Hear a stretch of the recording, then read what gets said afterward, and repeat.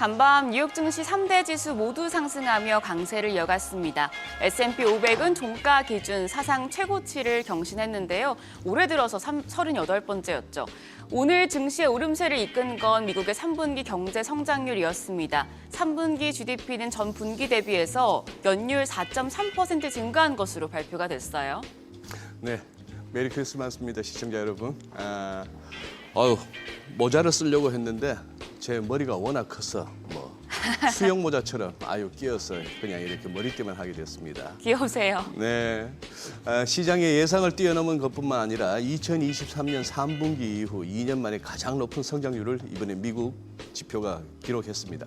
지난 1분기 역성장을 보였던 미국 경제, 2분기부터 반등세를 이어가는 모습입니다. 네, 맞습니다. 특히 GDP 성장에 크게 기여한 게 바로 개인 소비라고 하는데요. 관세 정책과 고용시장 냉각이 소비 위축으로 이어질 것이라는 우려와 달리 소비가 경제 성장에 크게 기여를 했다고 하죠. 네, 발표된 3분기 GDP만 보면 여전히 미국 경제는 견조하다는 평이지만 다만 최근 들어 발표되는 여러 지표와 또 실제 미국 국민들이 느끼는 체감 경기 간의 괴리감이 상당하다는 지적도 있습니다. 12월 소비자 신뢰지수는 5개월 연속 하락세를 보이고 있네요. 네, 보이는 것이 전부는 아니다라는 말을 이럴 때 쓸 수 있는 것 같은데요.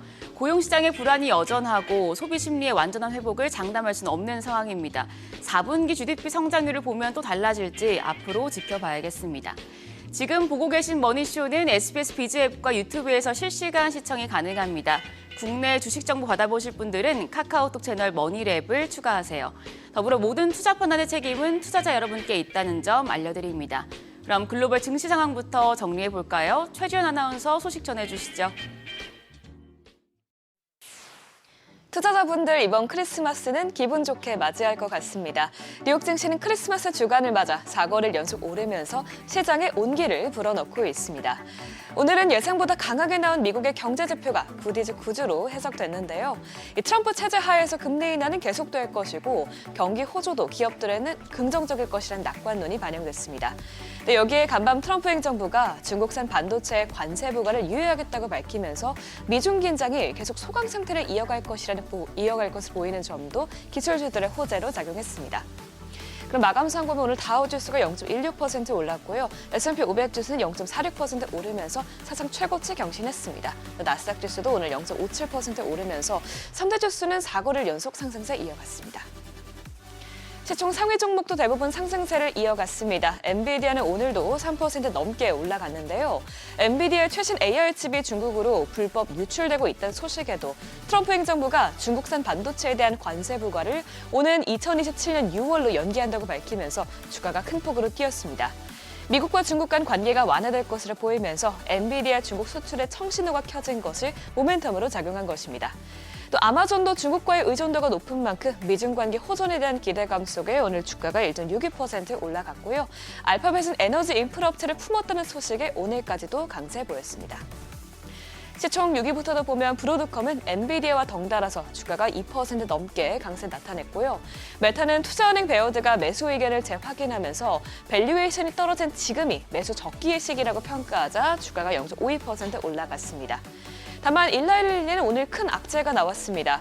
경쟁사인 노보노디스크가 일라일리보다 먼저 경구용 비만 치료제 FDA 승인을 받게 되자 간밤 주가가 0.45% 빠졌습니다. 그럼 이어서 오늘 나온 지표들도 확인해보면 미국 경제는 여전히 견조하다는 것이 확인됐는데요. 우선 3분기 GDP는 4.3%를 기록하면서 2년 만에 가장 빠른 성장세를 보였습니다. 이는 2분기 성장률 3.8%보다도 개선된 데다가 시장 예상치 3.3%도 크게 웃돈 수치입니다. 이번에도 역시나 소비가 크게 한몫했는데요. 소비 지출 증가율은 2분기에 2.5%에서 3분기에는 3.5%로 크게 확대됐습니다. 이로써 소비 지출과 민간 고정 투자를 합한 민간 구매자 실질 최종 판매액이 3분기에 3.0%로 증가했는데요. 이는 연준이 중요하게 보는 지표로 미국 경제의 기초 체력이 견고하다는 것을 보여줬습니다. 또 고용 시장도 둔화되고는 있지만 아직 침체되고 있지는 않다는 점이 확인됐습니다. 미국의 민간 고용은 최근 4주 기준으로 주당 평균을 냈을 때 11,500명 증가했는데요. 이는 전주보다는 둔화된 수치지만 3주 연속 상승세를 이어가면서 비교적 안정적인 흐름을 유지하고 있는 것으로 나타났습니다. 다만 소비자들이 체감하는 경제는 다소 부진한 것으로 보입니다. 콘퍼런스 보도에 따르면 12월 소비자 신뢰지수는 89.1을 기록하면서 전달보다 크게 하락했고요. 5개월 연속으로 내림세를 이어갔습니다. 현재 상황지수가 지난 2021년 2월 이후로 최저치를 기록하면서 전체 수치를 끌어내렸는데요. 조사에 따르면 물가 상승으로 인한 생활비 부담과 또 노동시장에 대한 우려가 소비 심리를 압박하고 있는 것으로 파악됐습니다. 앞서 나온 GDP를 보면 3분기까지는 소비가 견조한 수준을 보였는데 앞으로는 이 기세가 꺾이게 될지 지켜봐야겠습니다. 이런 가운데 내고제 수주도 전달 대비 위축된 것으로 나타났습니다. 지난 10월 내고제 수주는 2.2% 줄어들면서 감소세로 돌아섰고요. 기업 투자의 선행지표인 비곡방 자본재 주문 역시 0.5%에 오르는 데 그치면서 전달 대비 상승폭이 크게 둔화된 것으로 나타났습니다. 그래도 이번 경제 성장률이 높게 나타나면서 내년 금리 인하 가능성이 떨어지는 것 아닌가 하는 지적이 제기되기도 했는데 여전히 금리 선물 시장에서는 내년에 2차례 인하가 단행될 것이라는 기대감이 유지되고 있습니다. 트럼프 행정부가 계속해서 연준을 압박하고 있어 이 금리 인하가 계속될 수 있다는 전망이 아직 지배적인 건데요.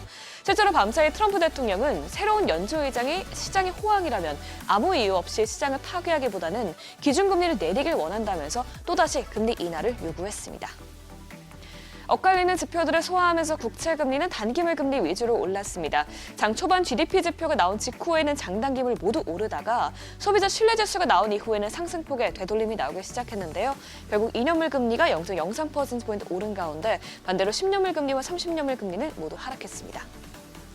귀금속 시장은 연일 파죽지세로 오르고 있습니다. 간밤 야데니 리서치에서는 금 가격이 내년 말에 $6,000까지 오를 수 있다면서 기존 전망치 $5,000를 크게 상향 조정했는데요. 오늘 금 선물은 $4,500대에서 안착했고요. 은 가격도 사상 처음으로 $70를 돌파하면서 고공행진 이어갔습니다. 마지막으로 국제유가는 지정학적인 갈등을 주시하고 있는 가운데 미국 경제가 견조하다는 지표가 나오면서 원유 수요가 늘어날 것으로 전망되자 상승했습니다. 간밤 WTI와 브렌트유는 모두 0.6%대 상승세 보였습니다. 크리스마스 휴장 앞두고 시장 흐름 잘 점검하시면서 따뜻한 연말 보내시길 바랍니다. 지금까지 굿모닝 마켓이었습니다.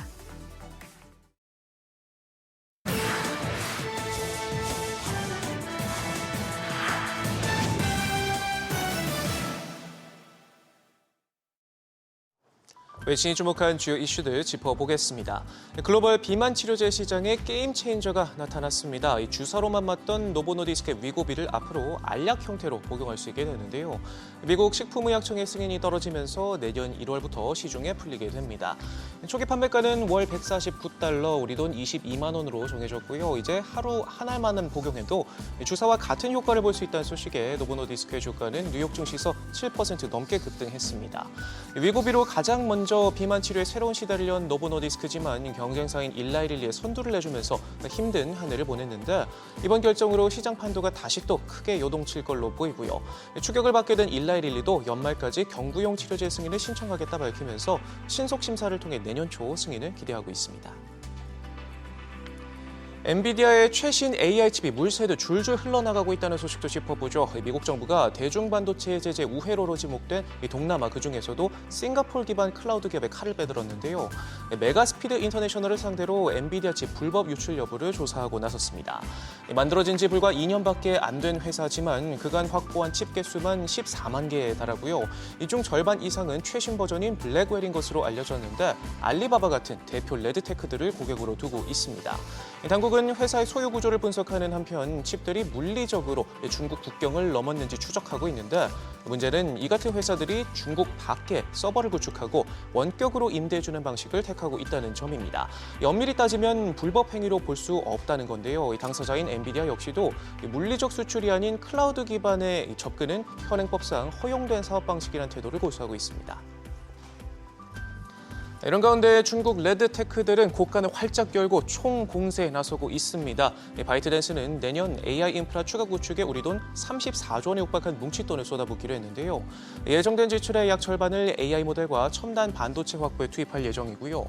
또 미국과 중국이 엔비디아를 두고 동상이몽을 꾸고 있는 가운데에도 AI 프로세서에만 18조 원을 들이고 한 데다 최근 트럼프의 수출 허락이 떨어진 H200 칩 대량 주문도 검토하면서 당국의 승인이 떨어지면 지출 규모를 대폭 더 늘리기로 하는 등 쩐의 전쟁에서 아낌없이 판돈을 키우고 있습니다.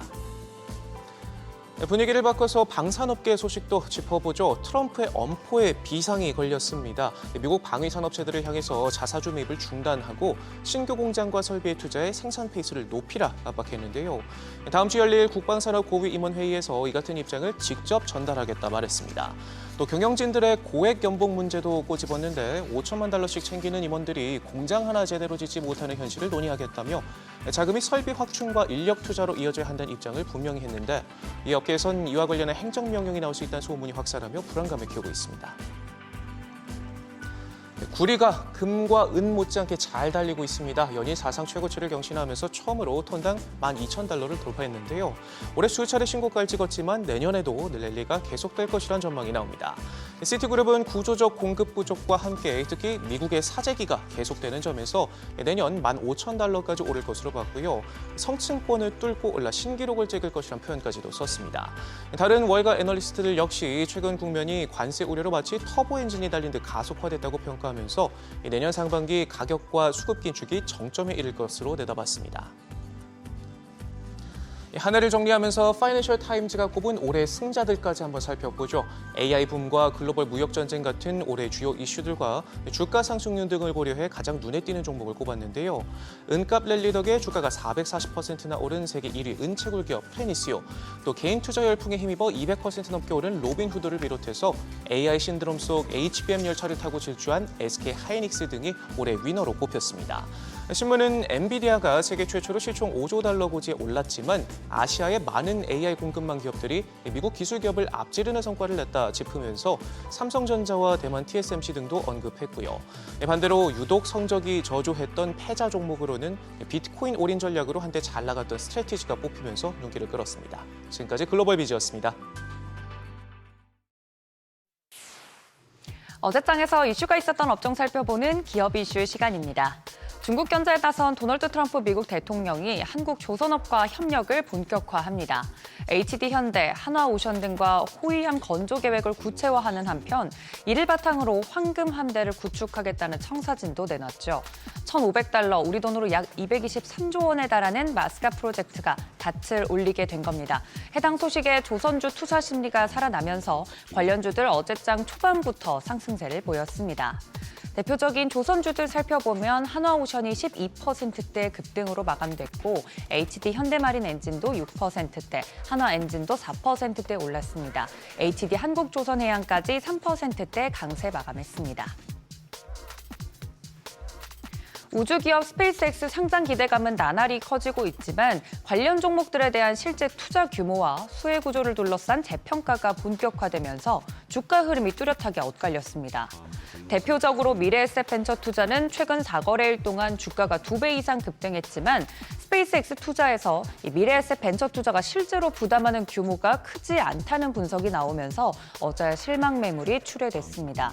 반면 어제 미래에셋 증권은 전일 대비 3%대 급등세 보이면서 정반대의 흐름 나타났는데요.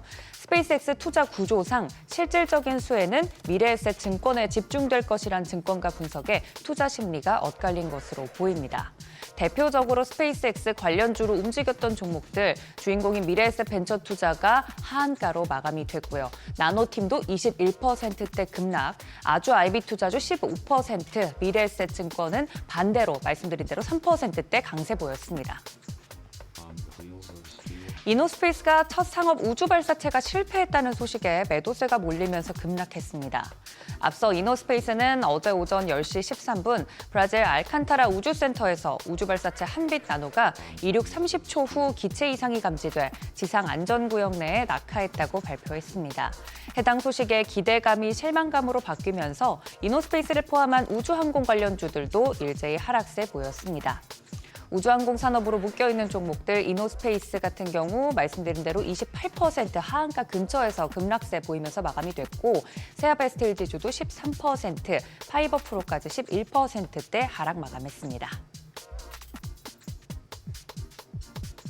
대표적인 K-팝 공연 드림 콘서트 2026이 중국 방송을 통해 송출된다는 소식에 엔터테인먼트주가 강세를 보였습니다. 공연 실황이 방송되는 후난위성TV는 중국 전역을 커버하는 대형 위성 방송사로 중국 방송사 중 시청률 1위를 기록하고 있습니다. 중국 내 영향력을 행사하는 방송사를 통해 K-팝 공연 실황이 정식 송출된 것은 이례적인 평가라는 평가가 나오고 있습니다. 어제 움직였던 엔터주들 살펴보면 노머스가 11%대 두 자릿수대 상승세 보였고요. SM도 7%대, 엔터주에서 대장주 노릇하고 있는 하이브도 5%대 강세 마감했습니다. 마지막으로 YG엔터테인먼트까지 4%대 올랐습니다. 지금까지 기업 이슈 전해드렸습니다.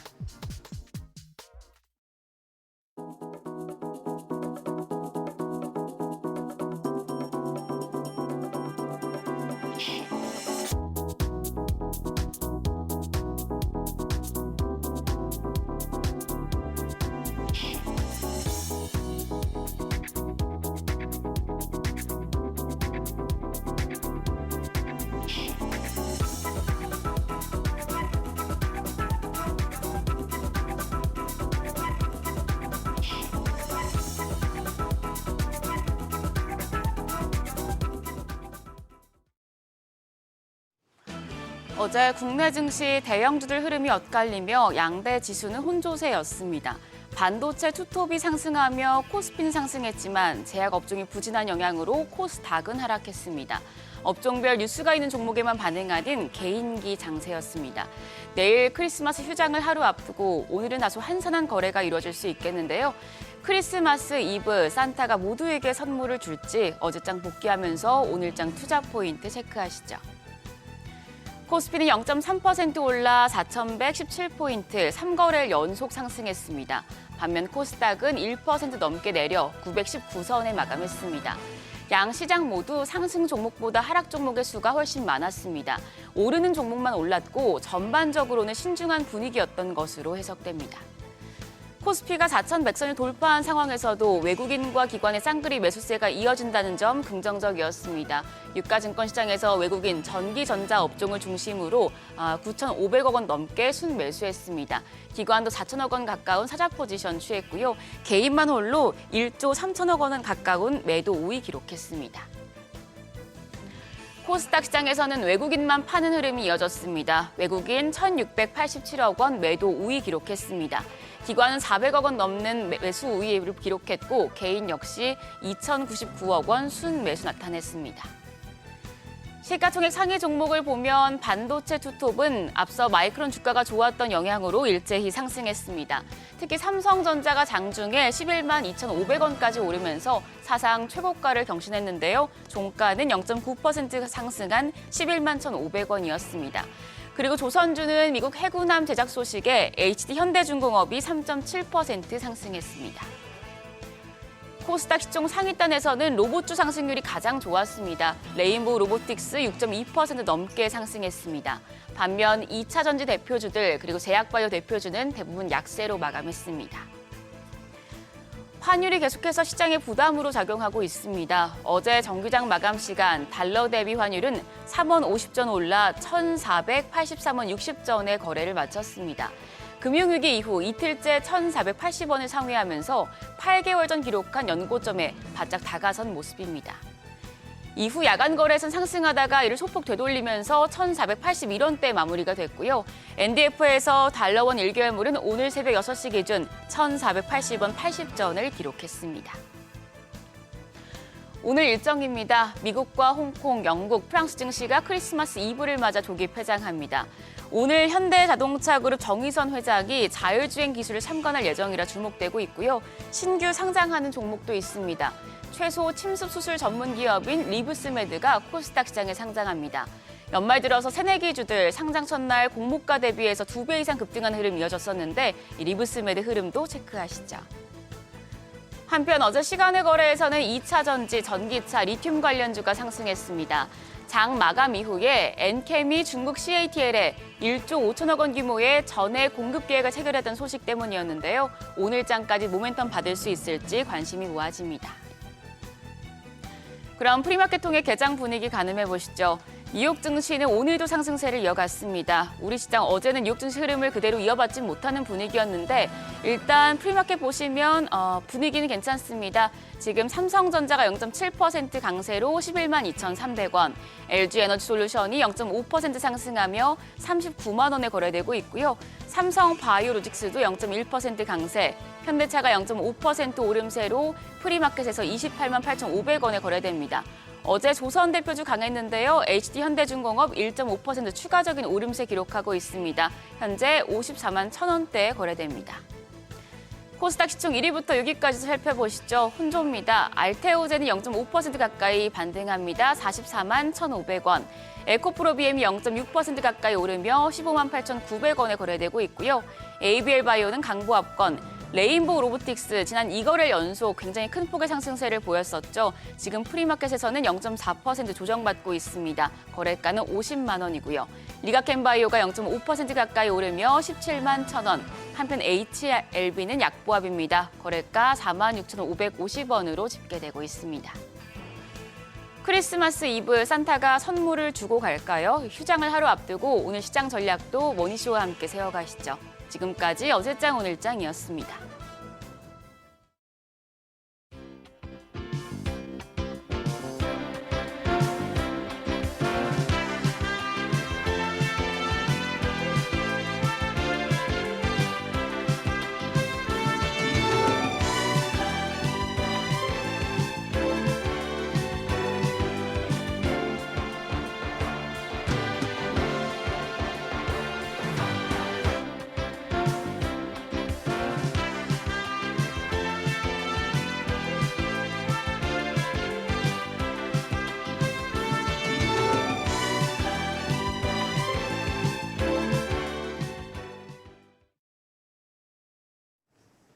서학개미 브리핑입니다. 환율이 1,480원대까지 치솟았지만 연말 산타랠리에 대한 기대감에 서학개미들의 매수세는 식지 않고 있습니다. 기술주 중심의 조정장에서 개별 종목을 선택하기보다 주요 지수를 따르는 ETF들을 대거 순매수했습니다. 자세한 거래 내역 살펴보시죠. 5위는 엔비디아입니다. 엔비디아는 호재가 있었죠. 내년 2월부터 중국의 고성능 AI칩 H200을 수출할 예정이라는 보도가 전해졌습니다. 다만 아직 중국 정부의 공식 승인이 난 것은 아니기 때문에 실제 일정은 바뀔 수 있다고 합니다. H200은 지금까지 중국에 판매된 적이 없는데요.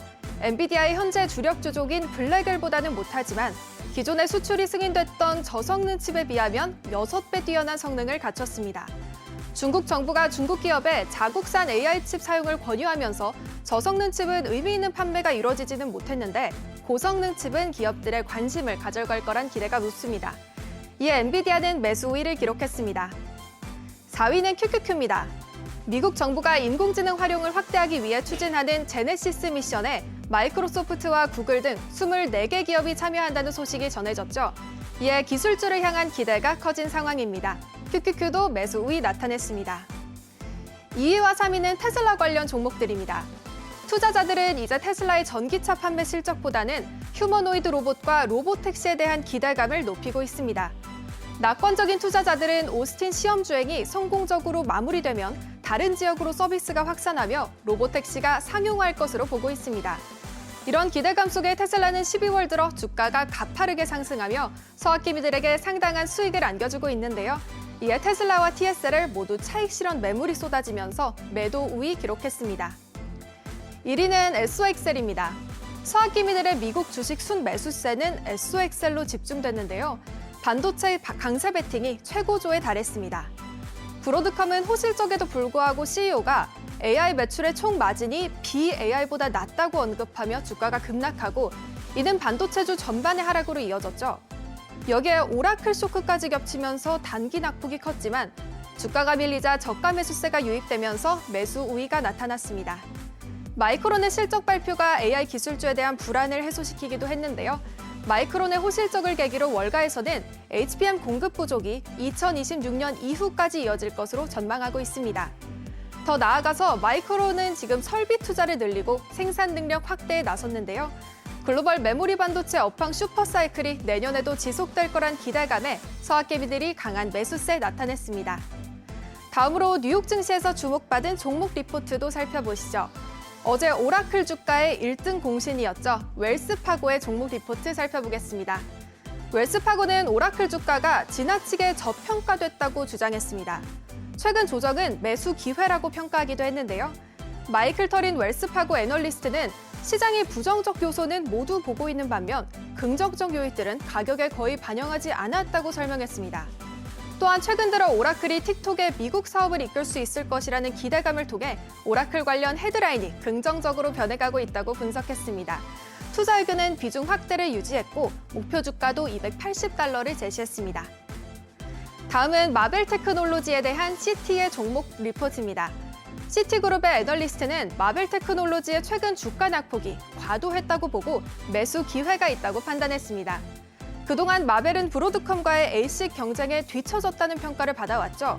하지만 시티그룹은 마벨이 하이퍼스케일 고객들을 경쟁사로부터 뺏길 수 있다는 루머는 과도하다고 주장했습니다. 그러면서 마벨을 긍정적 촉매 관찰 목록에 선정하면서 상승 여력에 주목할 필요가 있다고 발언했습니다. 내년 CES에서 스케일을 확대한 네트워크 장비의 이용 증가가 전망된다며 인공지능 데이터 센터 사업의 성장세 가속을 예상한다고 덧붙였습니다. 투자 의견은 매수를 유지했고 목표 주가로는 $114를 유지했습니다. 마지막으로 웨드부시의 마이크로소프트 리포트 보시죠. 웨드부시의 댄 아이브스 애널리스트는 인공지능 기술 도입을 통한 마이크로소프트의 성장세 가속 전망이 시장에서 저평가됐다고 분석했습니다. 투자자들이 애저 클라우드 성장세를 간과하고 있다는 건데요. 애저 클라우드와 인공지능 모델 코파일럿 사용량 자유가 우수했다며 이를 바탕으로 2026년 매출은 추가로 $250억 증가할 것이라고 예상했습니다. 그러면서 마이크로소프트를 IT 대형주 탑픽 종목으로 선정했고요. 투자 의견 비중 확대와 목표 주가 $625를 유지했습니다. 지금까지 종목 리포트 전해드렸습니다.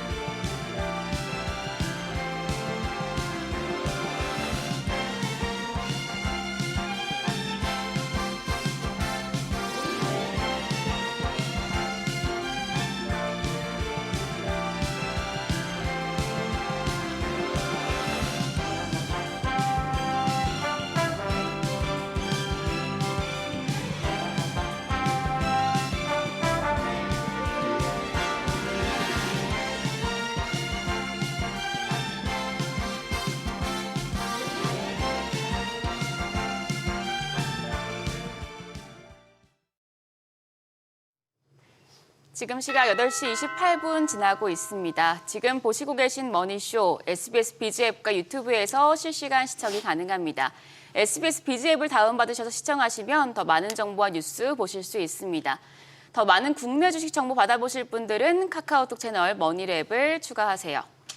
자, 소장님. 네. 자, 설레는 크리스마스 이브입니다. 저희가 여기다 눈사람을 두기도 했고 머리띠는 떼셨네요. 예, 아유 한번 시도해봤는데 너무 아침부터 주접을 떨었나요?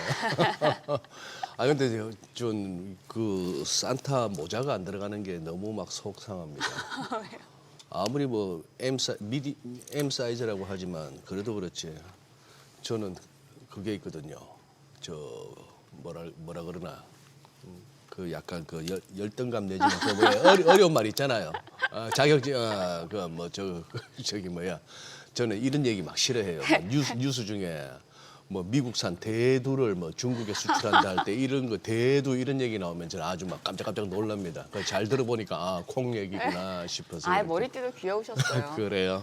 아니, 제가 이제 네. 보니까 정민 선배 찾는 예. 얘기가 많던데 예. 자, 오늘까지만 제가 소장님과 아, 함께 하고요. 그러니까. 네, 크리스마스 이브 잘 마무리하고 크리스마스 보내시고 네, 아주 그러시면 될 것 같아요. 아주 칼같이 놀죠 보면은 25일 요런 거 딱 끼워서 예, 그동안 열심히 달려왔던 정민 앵커 저는 오라는 데도 없고 딱히 갈 데도 없어서 계속 이렇게 방송하는 게 큰 낙입니다. 자, 오늘 이제 대충 한 해를 마무리하는 그런 시점에 딱 우리 또 수요일이 걸렸네요, 그죠? 네, 오늘 또 자세한 이야기 네. 들어봐야죠. 디멘전 투자자문 송재경 투자부문 대표님 모시고 이야기 나눠보겠습니다.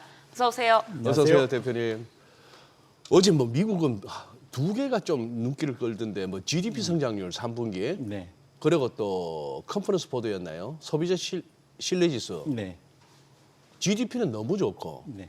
소비자 신뢰지수 보니까 미국 국민들 자신감 뚝 떨어진 것 같고 이 와중에 시장은 또 올랐고. 네. 어. 뭐 말씀 주신 데 일단 GDP 증가율은 예상치를 훌쩍 넘어섰죠. 한 네. 3%대 생각했는데 4%대가 나왔으니까. 근데 1차적으로는 좀 일단 묵은 데이터다. 묵은 데이터? 예. 이게 왜냐면 9월까지잖아요. 지금이 우리 12월인데. 아, 벌써 12월인데. 예. 벌써 이게 3개월 전입니다. 그래서 예. 크게 이번 성장을 2분기 이어 3분기도 상당히 호성장을 일으켰는데 2분기, 1, 2분기는 AI가 주도했다면 기업 투자, 예. AI 관련 투자가 주도했다면 이번 3분기는 분석해보면 두 개입니다. 이 아주 견조한 소비 지출, 그 다음에 의외로 미국이 수출이 급증을 했습니다. 8%대 이상으로. 순수출이 급증을 했거든요. 그러니까 이례적이죠, 상당히. 그러네요. 근데 그 두 가지를 안에 들어가 보면 GDP, 그러니까 소비가 급격하게 증가한 가장 큰 원인은 비만 치료제. 아, 그래요? 네, 그러니까 비만 치료제가 상당히 네. 많이, 그러니까 소위 의료 서비스, 의료 지출이 급격히 늘면서 그것 자체가 아마 이제 미국의 또 비만 인구가 상당히 좀 많은 편으로 알려져 있잖아요. 그렇죠. 그러다 보니까 네. 그것에 대한 지출이 상당히 3분기에 많이 늘었다가 이제 큰 영향으로 잡히고 있고요. 순수출은 뭐 우리 이따가 또 얘기했지만 금 수출. 금.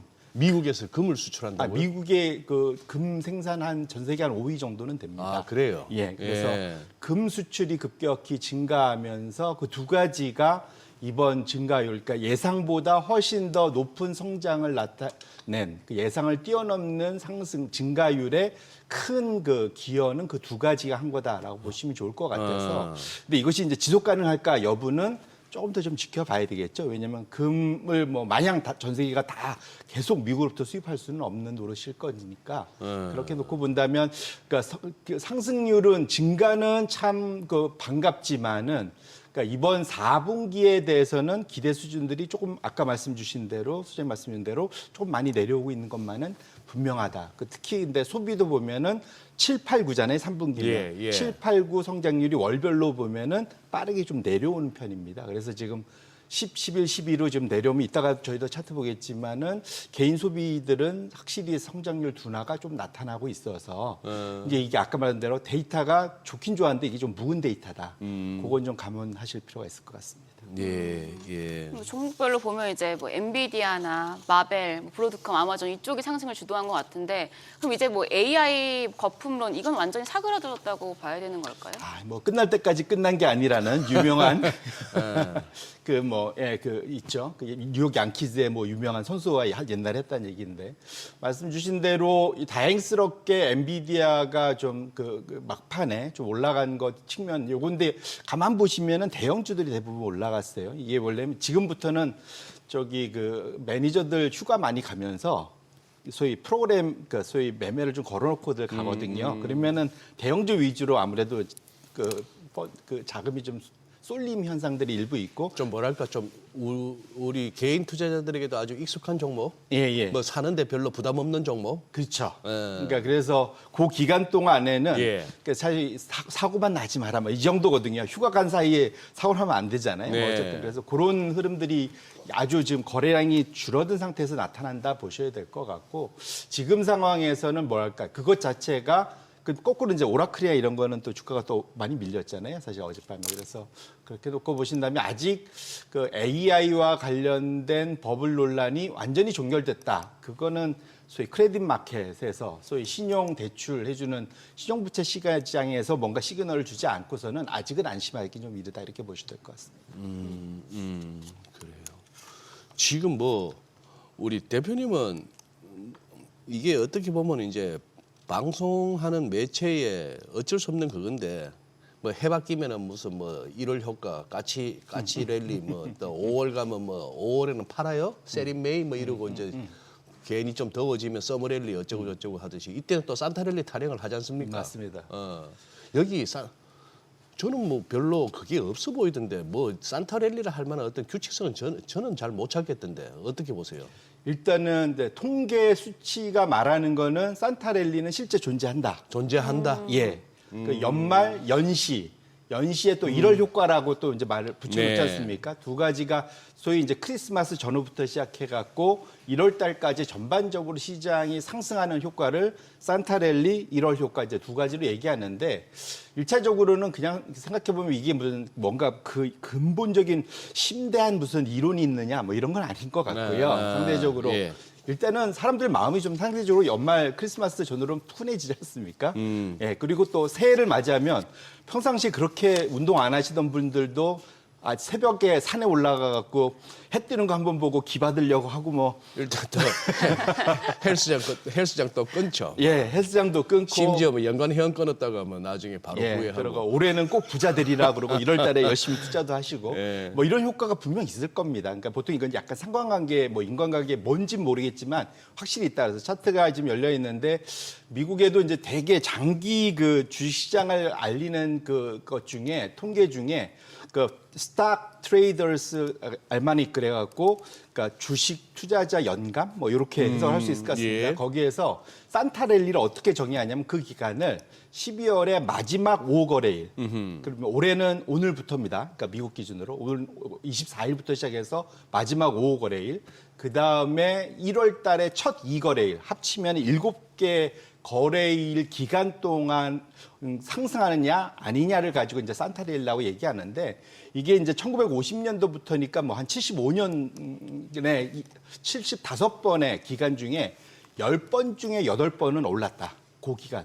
확실히 올랐다. 그래서 평균 한 1.5% 전후로 올랐다라는 거고요. 근데 그렇기 때문에 10번 중에 8번 오르면은 웬만하면 오른다는 거잖아요. 그러니까 예. 이제 산타랠리는 존재한다 봐야 될 것 같고 다만 아쉬운 거는 직전 2개년은 마이너스였어요. 예. 작년 기억하시겠지만 소위 이제 그 매파적 인하 뭐 이거 효과가 있었고 재작년도 뭐 비슷한 임팩이 있었던 것 같습니다. 그래서 어쨌든 직전 2개년이 지금 산타랠리가 없이 지냈던 2년이기 때문에 3개년 연속을 지난 75년간 산타랠리 없이 보낸 적은 없습니다. 그래서 그냥 이거는 퐁당퐁당일 수는 있겠지만 그래도 이번에는 그래도 산타랠리가 조금이라도 있지 않을까. 그 폭은 뭐 크진 않을지언정 이 작년에 재작년처럼 마이너스로 끝나지는 않지 않을까 개인적으로 기대를 해봅니다. 네.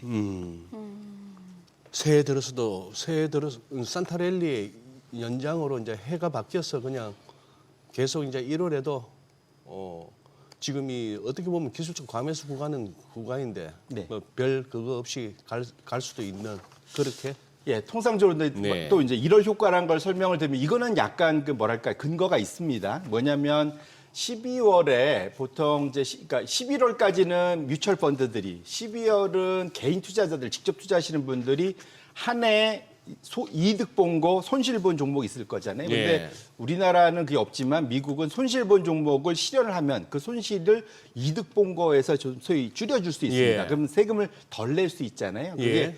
보통 텍스 하비스팅이라고 이제 얘기를 하는데 결국은 세금을 덜 내기 위해서 12월에 좀 매도를 했던 그런 거 관련해서 이제 일단 그러면 현금이 생겼잖아요. 다시 또 되담아야 되는구나. 그렇죠. 그럼 네, 1월 달에는 네. 보통 그래서 그것이 예. 되돌림 현상들이 있기 때문에 자연스럽게 이거는 이제 세금과 관련된 그러한 이슈 때문에라도 1월 효과는 전반적으로 나타났다. 다만 이제 말씀 주신 대로 이게 매년 나타나는 거냐? 꼭 그렇지만은 꼭 그렇지도 않고 않다. 뭐 냉정해 보면 작년 1월은 별로 재미없었습니다. 잘 예. 생각해 보시면. 그래서 어쨌든 좀 가봐야 되긴 하겠지만 어쨌든 1월 효과는 분명 그 세금 절감 효과 때문에 미국에 있긴 있다. 이렇게 보셔도 될 것 같습니다. 아니 그러면 이제 이번엔 금리 인하기였잖아요. 그래서 가치주보다 좀 성장주가 선방하는 경향을 보였었고 또 여기다 또 AI 붐이 일어나면서 더더욱 좀 큰 효과를 봤던 것 같은데 내년엔 어떨까요?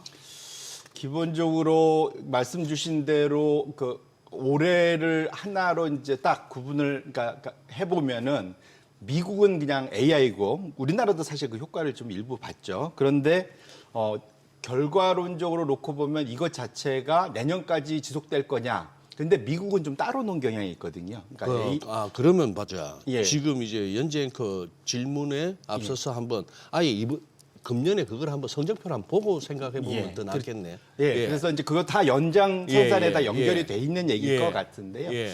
1차적으로는 지금 그러니까 우리나라가 전 세계 1, 2등을 다투고 있죠.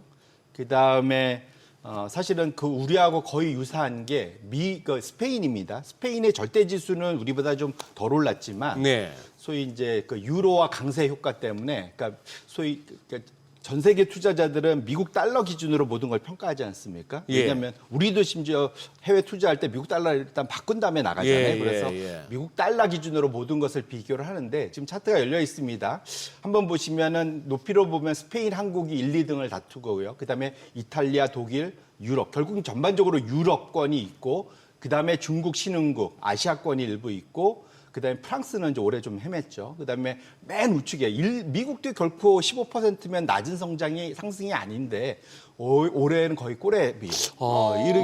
이렇게 줄을 세우니까 미국이 제일 그러네요. 한 해 동안 확실하게 이게 네. 이제 지난 14년간의 엄청난 나홀로 강세장을 이제 마무리하는 거 아니냐라는 이제 걱정을 조금씩 할 만한 이제 요 차트인데 요걸 좀 분해가 돼 있습니다. 골드만삭스 자료인데 분해를 해보면 제일 밑에 짙은 파란색이 이익 성장, 우리 보통 EPS 성장이라고 하죠. 이익 성장. 그 위에 옅은 파란색이 뭐냐면 우리가 보통 멀티플, 배수 증가 보통 이러잖아요. PER이 이제 늘어나서도 사람들이 같은 값이면 더 후하게 쳐주는 거. 그게 이제 PER 성장, 그 기업. 그 위에 이제 배당, 그다음에 회색바가 뭐냐면은 저 분야가 이제 해당 국가의 통화가 달러 대비 강세냐 아니냐. 강세면은 미국 달러로 갖은 것을 자기 나라 돈으로 바꿀 때 돈이 더 늘어나잖아요. 그러다 보니까 이제 그것 때문에 저렇게 같이 는다. 그래서 이렇게 보시면 될 것 같은데 결론적으로는 지금 보시면은 상위권에 있는 데들은 대부분 이익도 성장했지만 그거와 마찬가지로 멀티플이 더 증가하는 그 두 가지 이익도 증가하고 거기에 대한 사람들의 평가가 더 후해지면서 많이 올라왔다. 근데 우리나라 같은 경우는 거의 그냥 그 소위 V자로 지금 우리 워낙 강세 약세가 나타나서 연초 수준으로 되돌아가 버렸지 않습니까? 우리는 통화 강세 효과 없이도 우리는 거의 1등이고 스페인은 유로화가 한 8% 강세를 보고 있기 때문에 그것까지 더해서 우리나라하고 이제 어깨를 나란히 한다 보셔야 될 것 같은데 맨 왼쪽으로 갈수록 시장의 PER이 다 낮아요. 우리나라도 10배, 스페인도 한 10배. 올랐는데도 불구하고 그다음에 이탈리아, 독일, 유럽 쪽이 한 12배 정도 되고 그다음에 중국하고 일본 정도가 한 14배 되는데 맨 오른쪽에 미국은 22배, 23배입니다. 비싼 나라들이 확실히 좀 모자랐다 봐야 될 것 같고 올해는 정말로 이제 세 가지로 보면 이익이 증가하고 그다음에 그에 따라서 저평가했던 나라들에 대해서 평가를 좀 높여주고 마지막으로 우리는 혜택을 못 받지만 통화 강세인 거 이 세 가지를 가고 미국을 따돌리고 다 올라왔다라는 거죠. 근데 지금 내년으로 갈수록 그 지금 장기 금리는 지금 내려올 기미를 보이지 않고 좀 세잖아요. 그렇게 놓고 본다면 이런 싼 나라 사실은 국가로 따지면 이걸 종목이 아니라 국가로 생각하면 저 자체들이 가치주 나라들이라 볼 수 있어요. 미국에 비해서. 그렇게 놓고 보면 내년도 이러한 환경이 좀 지속될 가능성은 좀 충분히 있지 않을까 이렇게 말씀드립니다. 지금 송 대표님 설명 들으면서 저 도표를 잘 보니까 우리 한국 어쨌거나 2025년에 이 증시 성과 하나는 진짜 평가해줘야겠네요. 말씀하신 대로 통화 강세 효과는 전혀 없었고 오히려 원하는 약세였는데 저기 위에서 배당 기여도는 보니까 오히려 저렇게 상대적으로 적었다는 얘기는 내년 가서 아닌 게 아니라 무슨 뭐 상법 개정이 됐건 정책적으로 아니면 기업들도 조금 더 배당을 갖다가 늘려준다면은 저거 긍정적으로 작용하겠고 그 밑에 이제 위에서 이제 두 번째 칸 우리는 아예 그게 없으니까 미국 달러 기여도 칸이 아예 없으니 두 번째 보면 이 막대기가 상당하잖아요. 맞습니다. 가치평가 P도 P이지만 EPS가 이익 성장 기여도 그리 돈 잘 벌었네 우리 맞습니다. 기업들이. 아래쪽에 저 짙은 청색이 저러니까 거기다가 약간 이렇게 밸류에이션에서도 어느 정도 그동안의 저평가를 좀 이렇게 많이 한달까 좀 후하게 쳐준 면도 있고 올해는 근데 아래쪽에 저 파란색 저 막대기를 보니까 좀 새로워지네요. 이게 그냥 돈빨로만 온 것도 아니네요. 뭐. 맞습니다. 이게 왜냐하면 어쨌든 외국인든 국내 투자자들든 지금 펀더멘탈이 받쳐준다고 표현하잖아요. 네. 돈 잘 버는 회사들이 주가가 많이 올라간 겁니다. 그러니까 우리나라는 꽤 많이 올해 거의 70%가 올랐는데도 예. 불구하고 여전히 싸다고 얘기를 하는 가장 큰 이유가 지금 사실은 이 돈을 그만큼 잘 벌기 때문에 그렇다. 그래서 외국인들이 드디어 올해 말에 보면은 한국을 모델로 해야 된다. 뭐 이런 기사들이 꽤 나와요, 지금. 뭐냐면 무슨 말이냐면 나라 회사 그 소위 이제 반도체 이런 데들이 잘 벌기도 하지만 주가가 올라가서 이제 소위 이제 뒷북을 치는 것들 수 있는데 이게 상법 개정하고 이러면서 지배 구조를 바꾸려는 모습들을 보니까 나머지 국가들도 저렇게 하면 주가가 반영을 한다. 라는 얘기를 이제 지난 한 10여 년 전에 일본 보고 했던 얘기를 이제는 우리 보고 이제 그 얘기를 본격적으로 하기 시작을 했습니다. 그렇게 놓고 보면 내년으로 가서도 외국인들의 한국을 바라보는 그 시선은 상당히 따뜻하지 않을까. 뭐 그렇게 개인적으로 생각을 해봅니다. 이야, 그 말씀 들으니까 아닌 게 아니라 이 얘기는 저 대표님도 아실 거예요. 저하고 방송 자주 하는 저 레모니드 김민수 대표 이렇게 서로 사담을 나누다가 아니 저 뭐 아이온큐나 무슨 뭐 아이랜 같은 미국 주식들 중에 팔란티어까지 우리 한국 사람들이 좀 그 주가 급등에 기여한 부분이 많지 않나 이렇게 질문을 했더니만 그럴 겁니다. 벌써 한 지분의 한 30% 정도가 한국인들이고 이렇게 보면은 장중 차트 그 주가 움직임이 굉장히 코스피스럽대요. 서울스럽대요. 그래서 하는 얘기가 그 미국에 건너가서 그쪽으로 활약하셨던 우리 서학개미분들이 즉 그 형님 누님들이 한국에서 했더라면은 아마 이미 뭐 4,500 정도는 가 있지 않았을까. 미국에서 활약한 그만큼으로 우리 한국에서 했더라면은 이런 말도 하던데 굉장히 공감이 가기도 하고 그랬더라면은 달러도 많이 들어올 텐데. 네. 그죠? 그렇죠. 그러면 사실은 이번에 우리나라도 그렇고 일본도 그렇고 엔화 약세, 원화 약세의 주 원인으로 해외 투자를 많이 특히 일본도, 개인의 일본도. 네. 개인의 해외 투자를 많이 들고 있거든요. 그래서 어쨌거나 그러니까 물론 서학개미 분들 워낙 잘하셔서 개별 종목에서는 워낙 큰 성과를 네, 내긴 네. 하셨겠지만 어쨌든 지수단에서 놓고 보면은 국내 투자가 훨씬 나은 성과를 보인 지수단으로. 것만은 분명했기 때문에 내년으로 가면은 아마 이제 그러니까 미국 위주로만 투자하시는 분들은 조금 생각이 이제는 밸런스를 맞춰야 되지 않을까라는 생각을 할 만한 올해의 성과가 나온 거다 이렇게 봐야 될 것 같습니다. 그러니까. 네. 아니, 뭐 글로벌 지수 수익률들 봤는데 이제 궁금한 건 가치주예요, 성장주예요 내년에는? 결론은 아까 말씀드린 대로 그래서 보면은 아까가 결국 나라조차가 가치주스러운 데들이 다 올라갔잖아요. 그럼 내년도 그럴 가능성이 매우 높다. 그래서 이제 그 두 번째 차트를 열어봐 주시면 전반적으로 사실은 이것은 전 세계적인 흐름입니다. 가치 성장으로 나눈 거는 미국 가치는 좋고 뭐 유럽 가치는 떨어지고 뭐 한국 가치는 안 좋고 뭐 어디는 가치는 더 낮고 뭐 이렇지 않다라는 거죠. 그래서 통상 전 세계를 그 선진국과 신흥국 반 나누듯이 보통 가치주와 소위 성장주 이렇게 스타일로 나누는 것도 전 세계적으로 흐름이 같이 나타나기 때문에 이걸 보는 거거든요. 근데 대표님 성장주는 느낌이 그냥 딱 오는데 네. 가치주라 하면은 근데 이렇게 그냥 쉽게 생각하시면 것 같습니다. 이걸 업종으로 구분하면은 네. 좀 어렵고요. 예. 보통 이게 PER이나 PBR, 그러니까 주당 이익, 주당 장부가 뭐 이런 걸 가지고 쭉 그 서열을 세우면 제일 높은 1등부터 해서 제일 꼴찌 100등이 있으면 예. 상위 한 30%는 소위 말하는 성장주, 저 하위 한 30%는 가치주. 사실 이제 그렇게 구분을 제일 쉽게 할 수 있을 것 같습니다. 그런 식으로. 예. 근데 그게 제일 쉬운 거고 이제 여기에 이제 보통 그래서 상위 애들은 보통 예상 이익이 엄청 이제 증가할 거라고 보는 거죠. 어허. 실제로도 많이 늘기도 하고. 근데 재밌는 건 이제 우리나라 이제 삼성전자나 SK하이닉스는 뭘까? 우리 지역에서 약간 성장주 같잖아요. 근데 전 세계적으로 구분은 가치주로 빠집니다. 왜냐하면 PER이 워낙 지금 낮은 상태이기 때문에 마이크론도 그렇게 놓고 보면 미국에서는 가치주에 해당할 수 앞으로 있습니다. 좀 이렇게도 해석하면 되겠네요.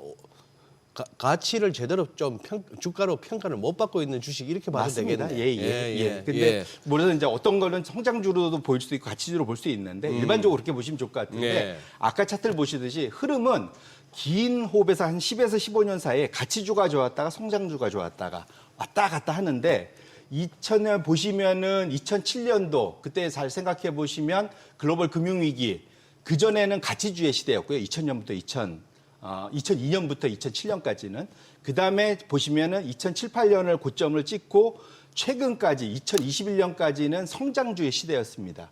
요 기간을 잘 생각해 보시면은 전 세계가 제로 금리 2008년에 전 세계가 다 제로 금리로 갔잖아요. 우리나라 아니었지만 예. 실제로 이제 미국이나 유럽이 다 제로 금리로 금리가 계속적으로 내려오던 시대였고 그 다음에 다시 2021년 이후로는 인플레이션이 발생하면서 금리들이 다시 올라가기 시작했습니다. 지금 최근에 장기 금리들 다 올라가고 있잖아요. 짙은 파란색이 어찌 보시면 전 세계의 평균적인 장기 금리 흐름하고 똑같다 보시면 될 것 같아요. 그러니까 확실히 금리가 올라가는 구간에서는 다시 가치주가 성장주보다 더 좋아지는 모습. 유럽은 이미 나타나고 있는데 미국은 그거를 2022년까지 따라가려고 하다가 2022년 말부터 유럽하고 따로 놉니다. 미국은. 다시 성장주가 3년간 좋았거든요. 그냥 뭐 M7 뭐 이런 얘기만 하니까 AI죠. AI 때문에. 조기간에 나타난 가장 큰 변화는 AI 때문에 과거에 이런 한 50년, 70년간의 큰 패턴이 깨진 것이 결국 AI. 그만큼 AI가 어마어마한 일을 한 겁니다. 또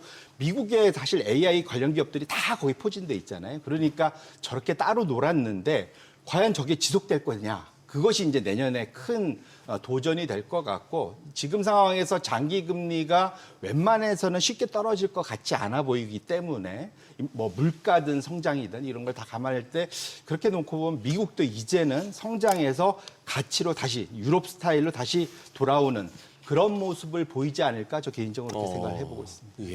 예. 알겠습니다. 일단 동시호가 분위기 좀 보고 또 이야기 나눠보겠습니다. 오늘 국내 증시 상승 출발 예상이 됩니다. 코스피가 0.5% 강세로 4,136선에서 출발 준비하고 있고요. 코스닥도 0.4% 넘는 반등 출발 예상됩니다. 예상 체결 지수는 923포인트 집계되고 있습니다. 코스피 시총 상위 종목 예상 체결가 확인하시죠. 삼성전자 어제 장중에 사상 최고가 경신하기로 했는데 일단 보합 출발 예상되고요. SK하이닉스가 0.2% 상승 출발 예상됩니다. LG에너지솔루션이 0.8% 가까운 오름세로 39만 1,000원에 출발 준비하고 있습니다. 다만 삼성바이오로직스 0.3% 약세 출발 예상되고요. 삼성전자 우선주는 0.8% 오름세로 예상 체결가는 86,500원으로 집계되고 있습니다. 6위부터 10위도 함께 하시죠. 현대차가 0.4% 가까이 올라갈 것으로 예상됩니다. 예상 체결가는 28만 8,000원.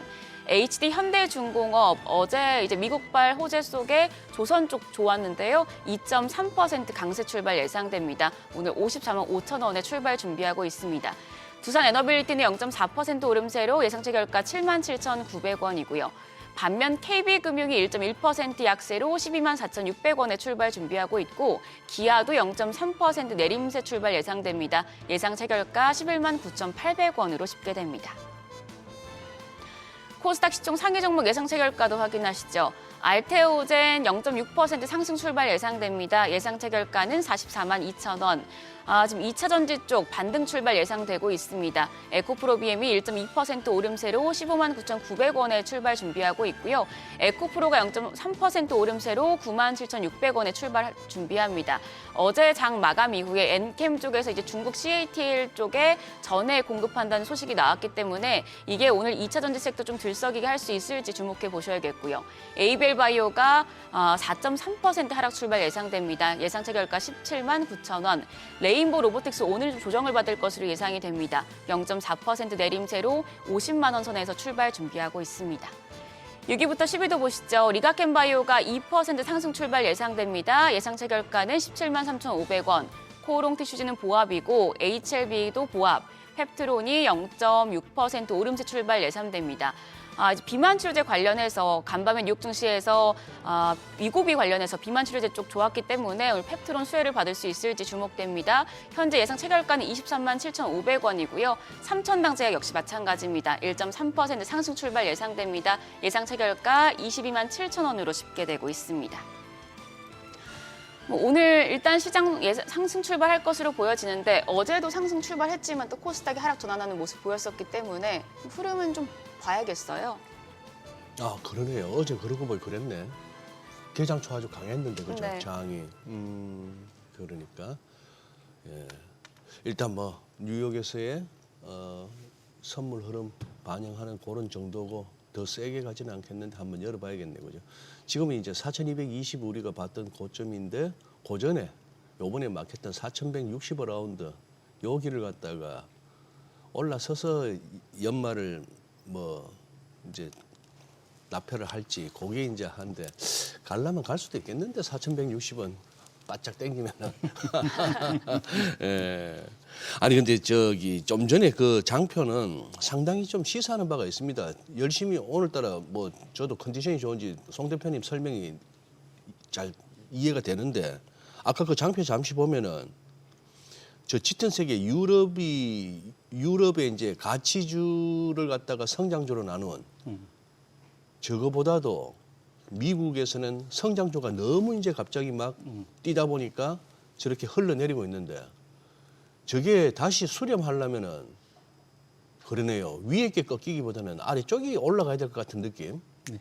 실제로 유럽이 저 가치주가 성장주를 압도하는데 가장 큰 역할을 하는 게 유럽의 금융주 은행들입니다. 은행들. 네. 그러니까 기본적으로 장단기 금리 차가 뭐 유럽도 이제 어느 정도 네. 벌어져 있고 지금 그러니까 소위 단기의 자금을 빌려서 장기로 빌려주는 이게 기본적으로 은행이 하는 그 소위 사업 구조잖아요. 그래서 예. 장기는 지금 금리가 올라갔으니까 비싸게 대출을 해주고 단기는 금리가 지금 다 눌러놨으니까 싸고 그러다 보니까 싸게 빌려서 비싸게 하니까 마진이 그 예대 마진이라고 해서 이게 많이 남잖아요. 예. 그래서 유럽 쪽은 그러다 보니까 금융주들이 은행주가 많이 올랐고 거기에 또 배당도 그 유럽 은행들은 배당을 많이 주다 보니까 은퇴자들이 사실은 유럽 은행주들을 되게 좋아합니다. 유럽 쪽은 대부분 개인들이 유럽 은행들 많이 사거든요. 그래서 그런 것들이 영향을 확실히 받았다 보셔야 될 것 같고 반면에 미국은 뭐 아까 말씀 주신 대로 엔비디아가 사실은 저 3년 사이에 세계 1등이 돼버렸잖아요. 사실 예. 그거에 모든 예. 걸 말해 줍니다. 그런데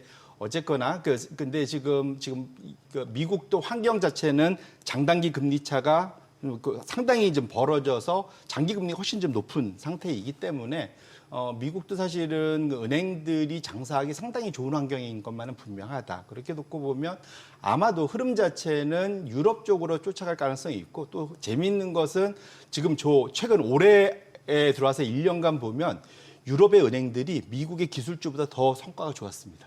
그래요? 예. 그 정도입니까? 예, 그 정도로 좀 좋았습니다. 그래서 근데 사실 그렇게 보면 우리나라도 마찬가지죠. 어찌 하기야. 보면 최근에. 우리나라도 지금 은행주들이나 뭐 이런 배당주들이 엄청 좋았지 않습니까? 네. 그래서 그렇게 놓고 본다면 큰 흐름은 미국이 오히려 이것도 예외주였네요. 미국만 예외적으로 성장이 좋았지 전 세계적인 흐름은 소위 가치주, 배당 뭐 이런 쪽으로 사실은 이미 최근 3년간 쭉 많이 올라왔기 때문에 미국이 이제 버텨낼 거냐 아니면 미국도 사실은 고점 논란이 꽤 있기 때문에 아마도 저는 수렴 자체는 소장님 말씀하신 대로 미국이 유럽 쪽의 저 흐름으로 수렴되지 않을까 개인적으로 그렇게 생각을 하고 있습니다. 예. 우리나라에서 그러면 대표님 보시기에 가치주, 성장주보다는 가치주 쪽으로서의 어떤 포텐셜을 지니고 있는 쪽이 어느 쪽이라 보십니까? 우리나라는 사실은 널렸죠. 널렸? 아직 이렇게 올랐는데도 많습니다. 사실은 왜냐하면 우리 올해 상반기는 조방원 올랐고 네. 그다음에 하반기는 지금 반도체가 주도했는데 예. 요 흐름인데 조방원이나 이 반도체 주도가 대부분을 많이 끌어올렸잖아요. 예. 근데 이들은 사실은 가치주스럽지는 않지 않습니까? 제가 아까 그렇죠. 예, 그렇죠. 이제 뭐 삼성전자 예. 이거는 가치주에 가깝다고 말씀드렸는데 이건 이제 글로벌 기준이 있고 우리나라에서는 약간 대우를 성장주에 가깝게 하잖아요. 그래서 조방원은 거의 성장주고 그렇게 보면. 근데 반면에 우리나라의 나머지 분야들을 놓고 보면 일부 지주들도 그렇고 웬만한 뭐 에너지를 거래한다거나 저 자산을 갖고 있거나 그리고 최근에 사실은 그때 우리가 이제 그 소위 그 고터 고속버스 터미널 관련돼 갖고 주가 날라가서 우리가 막 뭐라 했지만 예. 사실은 그들이 갖고 있는 것들이 자산이잖아요. 그 갖고 있는 자산에 비해서 저평가 받다가 이게 개발된다고 하니까 이제 그걸 주가에 막 반영한 거지 않습니까? 자, 그러면 일단 오늘 가치주가 강할지 성장주가 강할지 국내 증시 개장해 보도록 하겠습니다.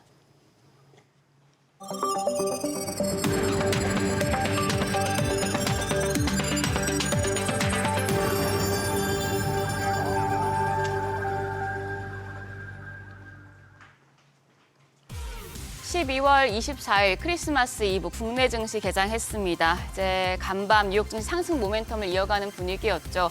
미국 경제가 깜짝 성장세를 나타낸 게 호재였습니다.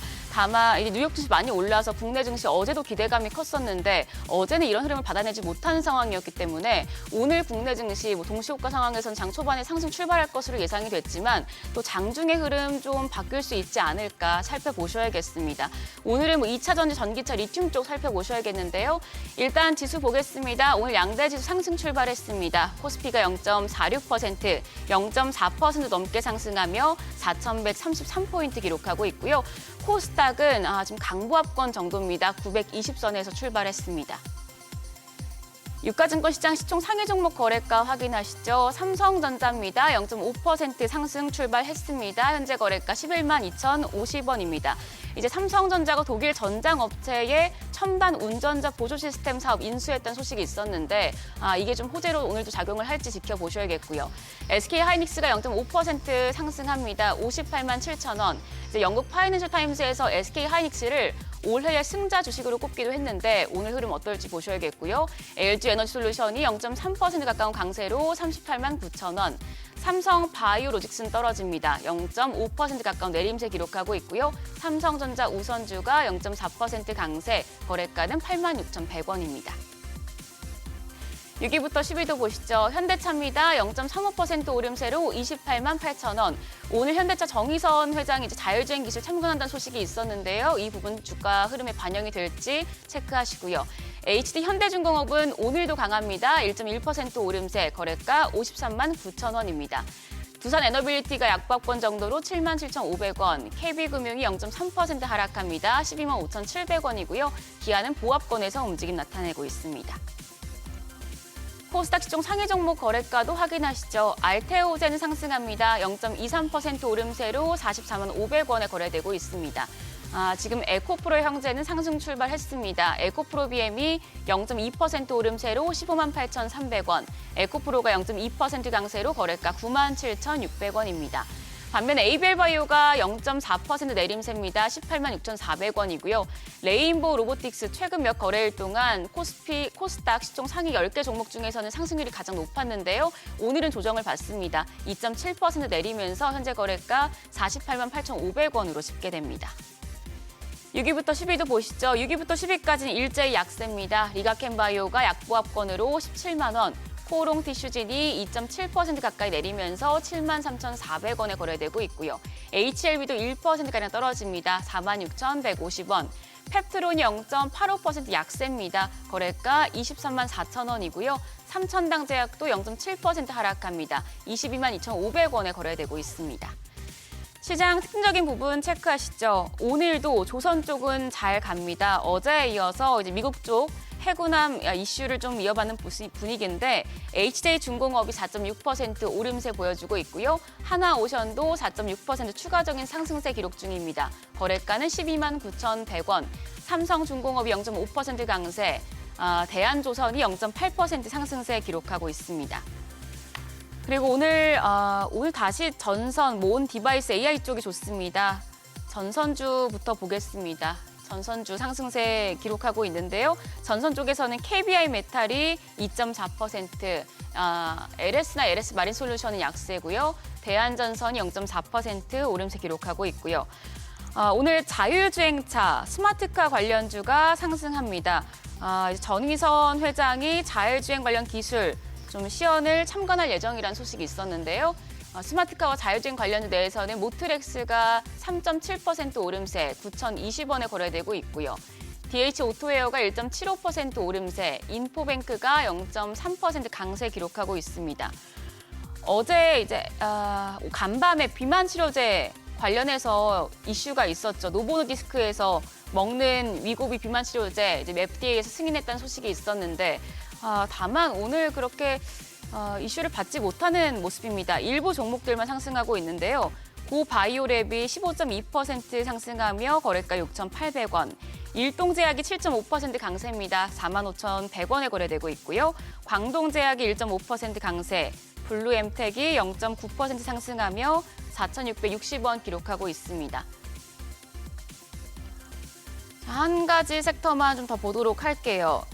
어제 시간의 거래에서 리튬 관련주 강했었는데 오늘도 리튬 관련주 좋습니다.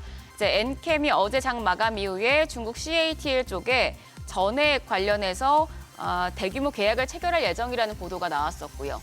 이 소식에 리튬 쪽에서는 중앙첨단 소재가 10.8% 뜁니다. 거래가 2,820원.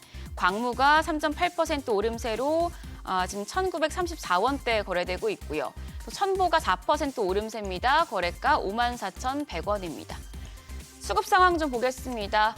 어제 유가증권 시장 외국인과 기관 상끌이 매수 우위를 유지하는 모습이었는데 오늘은 상황이 다릅니다. 외국인이 900억 원 가까이 팔아내고 있고 기관 역시도 500억 원 넘는 매도 우위 기록하고 있습니다. 개인만 홀로 1,472억 원 순매수 기록 중입니다. 코스닥 시장도 보시죠. 코스닥 시장에서도 상황은 대동소이합니다. 외국인과 기관 양 매도가 나옵니다. 외국인이 480억 원 매도 우위, 기관 역시 400억 원 넘는 팔자 포지션 취하고 있고요. 개인 홀로 956억 원 순매수 기록하고 있습니다. 환율 보겠습니다. 어제 환율 1,480원을 넘어서며 마감했는데 하락 전환이 됐습니다. 오늘은 환율 지금 1,484원 90전에 개장을 했지만 지금 하락 전환이 된 상황으로 집계가 됩니다. 지금 국내 증시 상승폭 줄이고 있고요. 코스피가 0.3% 오름세 정도, 코스닥은 다시 강보합권에서 움직임 보여주고 있네요. 네. 지금 외환시장에 폭탄 떨어졌네요. 네. 이게 폭탄도 그냥 잔챙이가 아니고 이 정도면은 거의 옛날 그 베트남전 네이팜탄 떨어뜨려가지고 그냥 뭐 쑥대밥 만들듯이 순식간에 20원 빠지면 이거 못 견딥니다. 딜러들은. 지금 9시 보자. 시간대를 봐야 되겠네요. 제가 지금 보고 있는 건 인포맥스 화면인데 이게 제일 빠릅니다. 국내에서는. 네. 9시 2분 빨간색으로 하는 기재부 원화의 과도한 약세 바람직하지 않다 딱 나왔고 그다음에 9시 4분 정부의 하는과 기재부 공동이에요. 정부의 강력한 의지 종합적 정책 실행 곧 확인하게 될 것 이렇게 됐는데 이 말만 하는 게 아니고 그냥 돈을 태웠네요. 그냥 지금 이렇게 돼버렸네. 네, 환율 계속해서 떨어지고 있어요. 지금 그렇습니다. 1,472원 70전 기록하고 있습니다. 지금 현재는 이제 오늘 좀 전에 찍은 거는 65원 20전까지 밀렸다가 65원 20전까지 밀렸다가 지금 다시 저감에서 들어오면서 또 69원 50전 또 70원 가자 이러고 있는데 이제 일단 이렇게 당국에서 선전포고와 더불어서 바로 선빵을 때렸기 때문에 이제 시장하고 이제 제대로 한번 붙게 됐습니다. 귀추가 주목되네요. 이것도 24일 같은 오늘 같은 날 장 얇을 때 시작해버리네. 일단은 당국이 날짜는 좀 편안한 날짜로 잡았습니다만 온전히 이제 휴가 끝나고 나서 다들 선수들 다 돌아왔을 때 예, 알겠습니다 하려는지 그래? 한번 해봐 이럴지가 궁금하네요. 전쟁이 벌어졌습니다. 외환시장은. 코스닥은 살짝 약보합으로 엄전하고 있는데 네. 예, 그래요. 아까 우리 가치주의 얘기 조금 더 들어야죠. 네. 늘렸다고 하셔가지고 네. 우리나라에는 그래서 아까 이제 얘기하던 게 이제 국내에도 그 소위 이제 자산, 그러니까 일단 영업을 꾸준히 잘하는 회사를 전제로 기본적으로 이제 오래된 회사들은 뭔가 자산이 많아요. 보시겠지만 뭐 땅이 있든 기업을 갖고 있든 자회사로 뭐 여러 가지를 많이 있는데 그걸 제대로 이제 평가를 못 받았던 것이 그거는 내게 아니고 우리 소액주주 입장에서는 오너 일가들이 뭐 자기 마음대로 하는 거 아니야? 이제 이런 생각을 해서 평가를 안 해줬었는데 이제는 상법 때문에라도 이제 저걸 어떻게든 이제 소위 주주 환원을 할 거다, 주주에게 돌려줄 가능성이 높다라고 기대를 하면은 그러면 이제 소위 이제 가치 평가가 달라질 수 있잖아요. 네. 그래서 그렇게 놓고 보면 지금 올해 좀 많이 올랐지만 지주사들 중에서 여전히 지주사스러운 중간 지주나 이런 데들도 PBR 1배 미만인 종목들이 여전히 많이 있고요. 심지어 잘 찾아보시면 0.3배, 0.2배짜리들도 아직도 있습니다. 돈은 잘 벌고 있는데 그래서 그렇게 놓고 보신다면 그 앞으로 내년도에 대해서 그와 관련된 종목 찾기들이 지속이 될 수 있고 그런 것들이 내년도로 넘어가면서 한국 시장에서 기존에 이제 그런 소위 그 주도주 분야에서 이제는 그런 이제 저평가, 저PBR, 배당 뭐 이런 거와 관련된 것들이 올해 상반기에 좀 어찌 보면 반짝하고 하반기엔 좀 약했는데 내년에는 그것들이 또 다시 한번 팝업 이렇게 나타날 수 있는 가능성이 충분히 높다.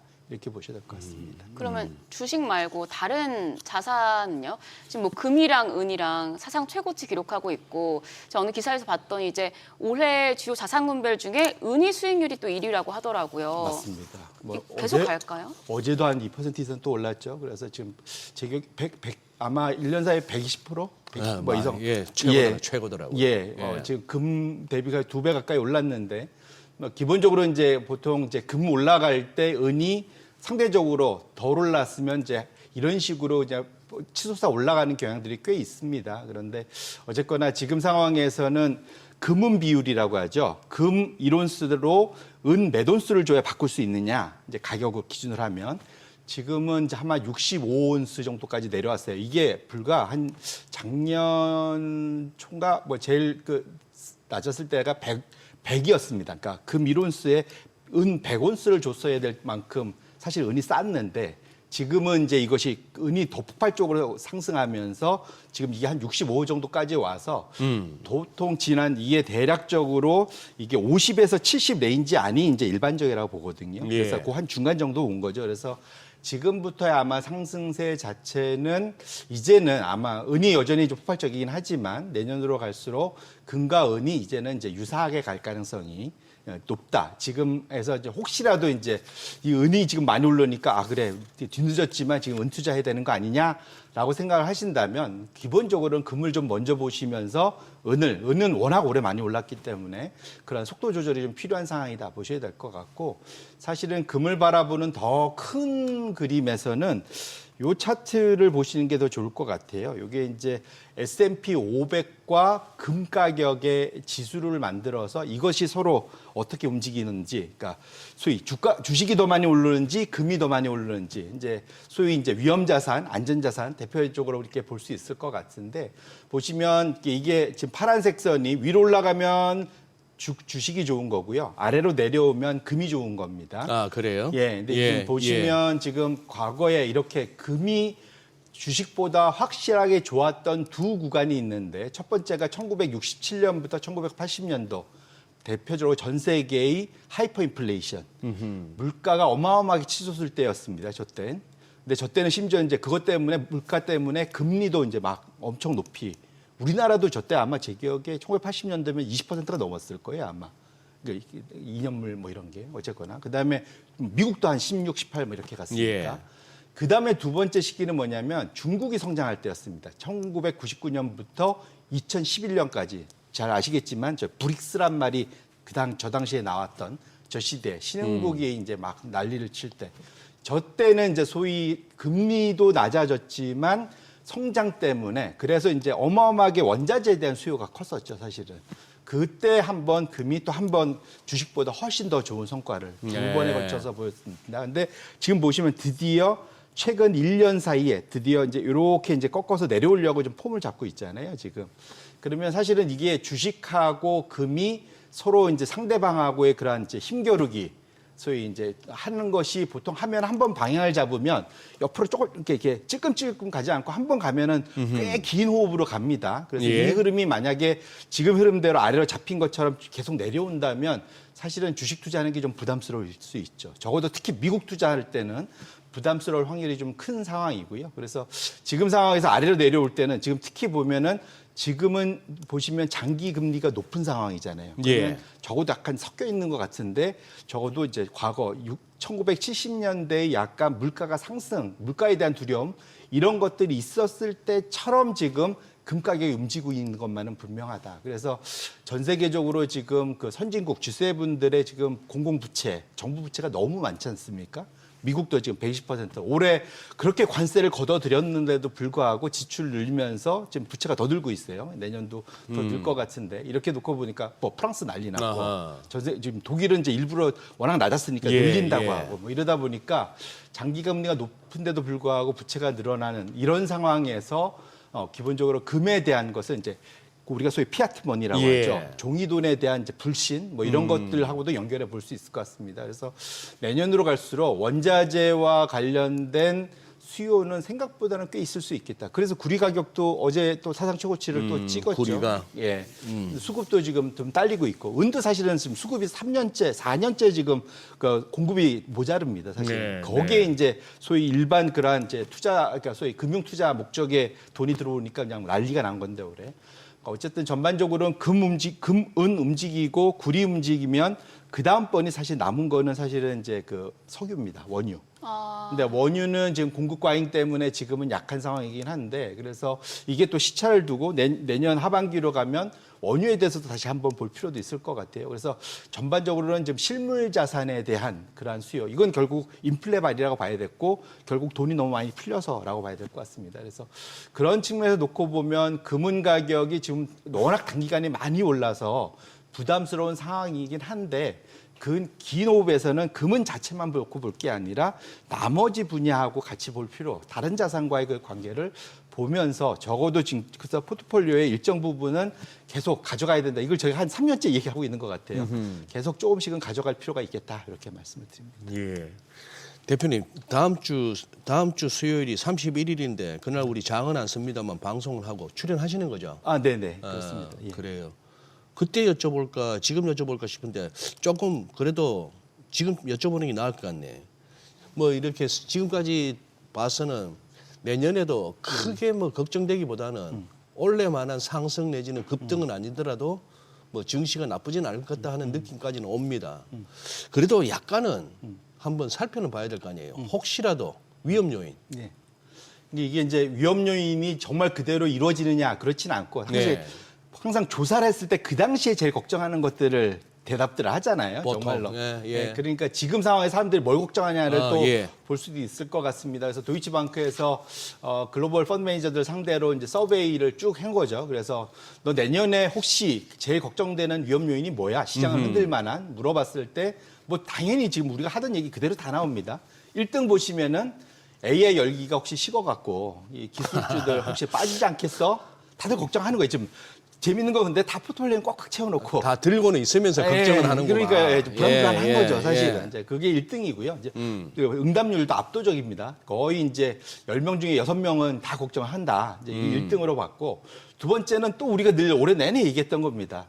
야, 연준 의장 트럼프 소위 말하는 친 트럼프 좋게 말하면 또 거의 이제 트럼프 거의 쫄병 뭐 이런 사람 뽑아 놓으면은 그래갖고 이거 휘저 놓으면은 야 이게 연준의 독립성 훼손되고 그것 때문에 금리 공격적이 일어나갖고 소위 스태그플레이션 우려 인플레는 못 잡고 금리도 높아지는 뭐 이런 그런 이제 이 기현상이 나지 않겠어? 막 고용도 안 좋아지고 지금 안 그래도 지금 고용 안 좋은데 이런 걱정 그게 이제 두 번째입니다. 1, 2등입니다. 그다음에 3, 4, 5등도 올해 사실 하반기에 많이 나왔던 겁니다. 제가 한동안 그 BDC 소위 이제 그 소위 이런 3호 신용 대출하는 기업들 주가를 좀 봐야 된다 그 얘기를 전에도 이제 프라이빗 크레딧 쪽으로. 예, 이제 소위 이제 3호 자본 쪽이 최근 들어서 말이 많습니다. 올해 갑자기 그 자동차 업체들 갑자기 부도가 갑자기 팍팍팍 나고 그랬잖아요. 지금 미국에서. 이런 관련해서 과연 지금 3호 자본 시장이 건강한 거야?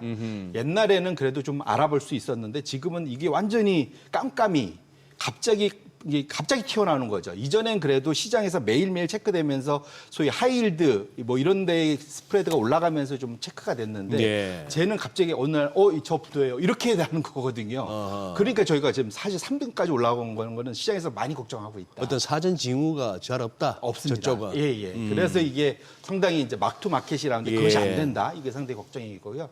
그 결국은 이런 것들이 내년에 인플레 발이든 뭐 경기 과열 발이든 모든 시장 금리 기준금리가 예상을 넘어서면서 너무 높이 가는 거 아니야? 이게 결국 장기금리에 관련 얘기입니다. 지금 일본도 10년물이 드디어 2% 넘어섰잖아요. 저 시장금리, 예. 저 중앙은행들이 정하는 기준금리 말고. 예, 그건 이제 단기고 시장금리 대부분 장기를 얘기하는 거죠. 장기금리 이제 올라가는 것에 대해서 상당히 걱정합니다. 이건 걱정할 만한 게 이게 기술주에는 타격이 되기 때문에 그렇죠.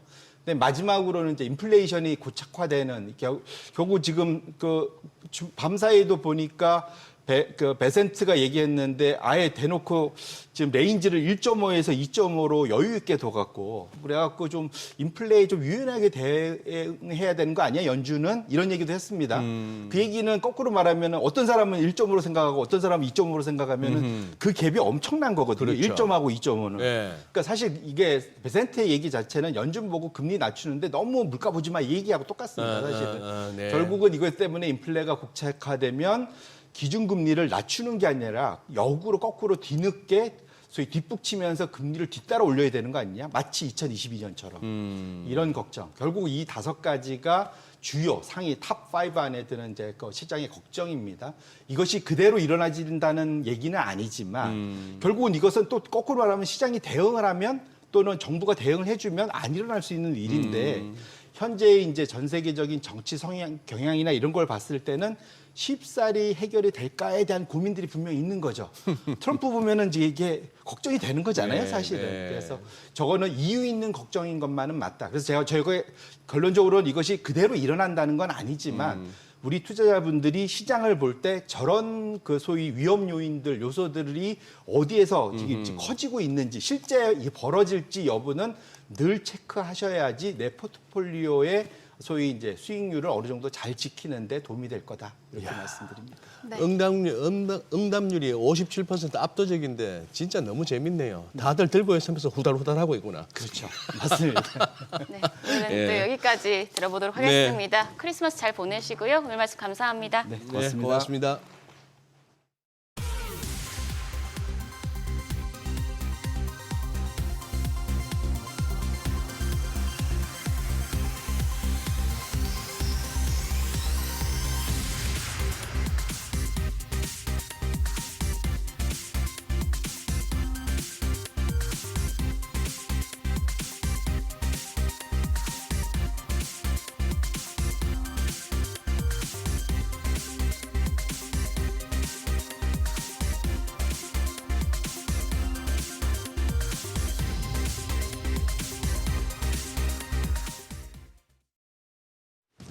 이 시각 시황입니다. 최근 국내 증시 산타랠리를 기다리고 있는 와중에 어떤 종목을 최근에 샀냐에 따라서 선물을 미리 받으신 분들도 계실 거고 선물을 기다리고 계시는 분들도 계실 겁니다. 일단 현재 오늘 크리스마스 이브 장 출발 분위기 처음엔 좋은 듯 하다가 코스닥 같은 경우 하락으로 마감이 지금 현재 움직임이 되고 있어서 살펴보도록 하겠습니다. 코스피는 0.33% 상승세 유지하고 있는 반면에 코스닥이 말씀드리는 순간 0.26% 하락으로 반전이 되면서 현재 움직임 보이고 있습니다. 코스피 4,130포인트 선에서 코스닥은 917포인트 선에서 움직임 보이고 있습니다. 이어서 수급도 살펴보도록 하겠습니다. 어제와는 정반대의 모습인데요. 코스피 먼저 살펴봅니다. 외국인이 769억 원, 그리고 기관이 112억 원 현재 팔아내고 있는 상황이고요. 기관이 현재 순매수 우위로 좀 변환이 되는 모습이네요. 개인은 677억 원 사들이고 있는 모습입니다. 이어서 코스닥 살펴보도록 하겠습니다. 코스닥 같은 경우도 외국인과 기관이 함께 팔아내고 있는 상황인데 663억 원, 기관이 524억 원 순매도 우위 보이고 있고요. 개인이 홀로 1,257억 원어치 현재 사들이고 있는 상황입니다. 업종도 살펴보도록 하겠습니다. 상승 업종과 하락 업종 살펴볼 텐데 대표적으로 지금 현재 도로와 철도 운송 같은 경우 상승, 자동차 부품과 자동차 대표 종목들 같은 경우 상승세 불을 켜고 있습니다. 반대로 하락하고 있는 업종은 가구와 창업 투자, 그리고 어제 올랐던 방송과 엔터테인먼트 쪽은 하락세 보이고 있는 상황입니다. 이어서 시장을 주도하는 테마 종목별 시세 체크해 보시죠. 어제장 마감 후에 2차 전지 핵심 소재 전해액 기업인 엔캠이 글로벌 배터리 제조 1위 중국의 CATL과 5년간 총 35만 톤 규모의 전해액을 공급한다는 계약 소식 장마감 후에 들려왔습니다. 그 소식으로 애프터마켓에서 16%대 엔캠은 급등세 보이기도 했는데 오늘 정교장까지 상승세가 이어지고 있는 모습입니다. 더불어 리튬 관련주들 상승폭이 전체적으로 올라오고 있는 상황이라 엔캠 같은 경우 12%대 두 자릿수 상승세 보이면서 가장 강한 흐름 보여주고 있고요. 중앙 첨단 소재도 5% 그리고 첨보도 2%대 오르는 등 리튬과 2차 전지 관련주들 흐름 나쁘지 않습니다. 이어서 다음 테마도 살펴보도록 하겠습니다. 어제에 이어서 조선주 강세도 이어집니다. 도널드 트럼프 미국 대통령이 한국 조선업과 협력을 본격화한다는 소식에 마스카 프로젝트에 대한 기대감이 더 커져가고 있는데요. 미국의 조선 해군력 강화 정책에 이어 인도 정부까지 조선업 육성에 나서면서 관련 수주 모멘텀이 확대될 수 있다는 분석 나오고 있는 상황입니다. 어제는 조선과 조선 기자재 전체적으로 함께 올랐는데 지금 이 시각에는 조선 관련된 종목들 위주로 상승세가 몰리고 있는 모습입니다. 동일 스틸럭스 같은 경우 6.99%, 7% 가까이 오르고 있고요. 하나오션도 대표적으로 1%대 오르고 있는데 시시각각 변화하고 있습니다만 조선주 장 극초반보다는 상승세가 약해진 모습입니다. 전 세계적인 비만 치료 열풍을 일으킨 위고비가 알약 형태로 나온다는 소식에 제약바이오 관련주들 장 초반 강세 보이고 있습니다. 대표적인 종목 살펴보시면 셀루메드가 상한가 바로 직행하는 모습이었고요. 파미셀도 지금 현재 보합권에서 움직임 보이고 있고 큐라티스도 4%대 오르는 등 제약 바이오 관련된 종목들 중에서도 차별화는 좀 일어나고 있습니다만 해당 소식에 전체적인 섹터에 온기가 돌고 있긴 합니다. 이어서 정의선 현대차그룹 회장이 오늘 포티투다 판교 사옥을 방문해서 자율주행 차량 점검에 나설 것으로 알려졌습니다. 정 회장이 현장을 직접 방문해서 자율주행 기술에 대한 변함없는 의지를 보여주기 위한 차원으로 분석이 되고 있는데요.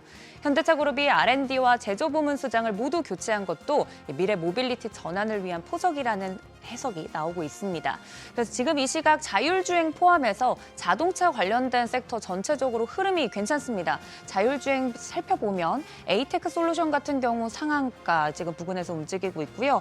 퓨런티어도 13%대 강세 보이고 있고 한라캐스트도 11%대 오르는 등 자동차와 관련된 밸류체인 종목들 흐름 나쁘지 않습니다. 좋은 흐름 보여주고 있는데 이 장 초반의 흐름을 끝까지 유지할 수 있을지 체크해 보시면 좋겠습니다. 이렇게 오르고 내리는 종목들 전체적으로 살펴드렸습니다. 장 초반과 후반의 분위기가 다를 수 있기 때문에 끝까지 시장의 변화 포인트는 없는지 지켜보시면 좋겠습니다. 지금까지 시장 상황 전해드렸습니다.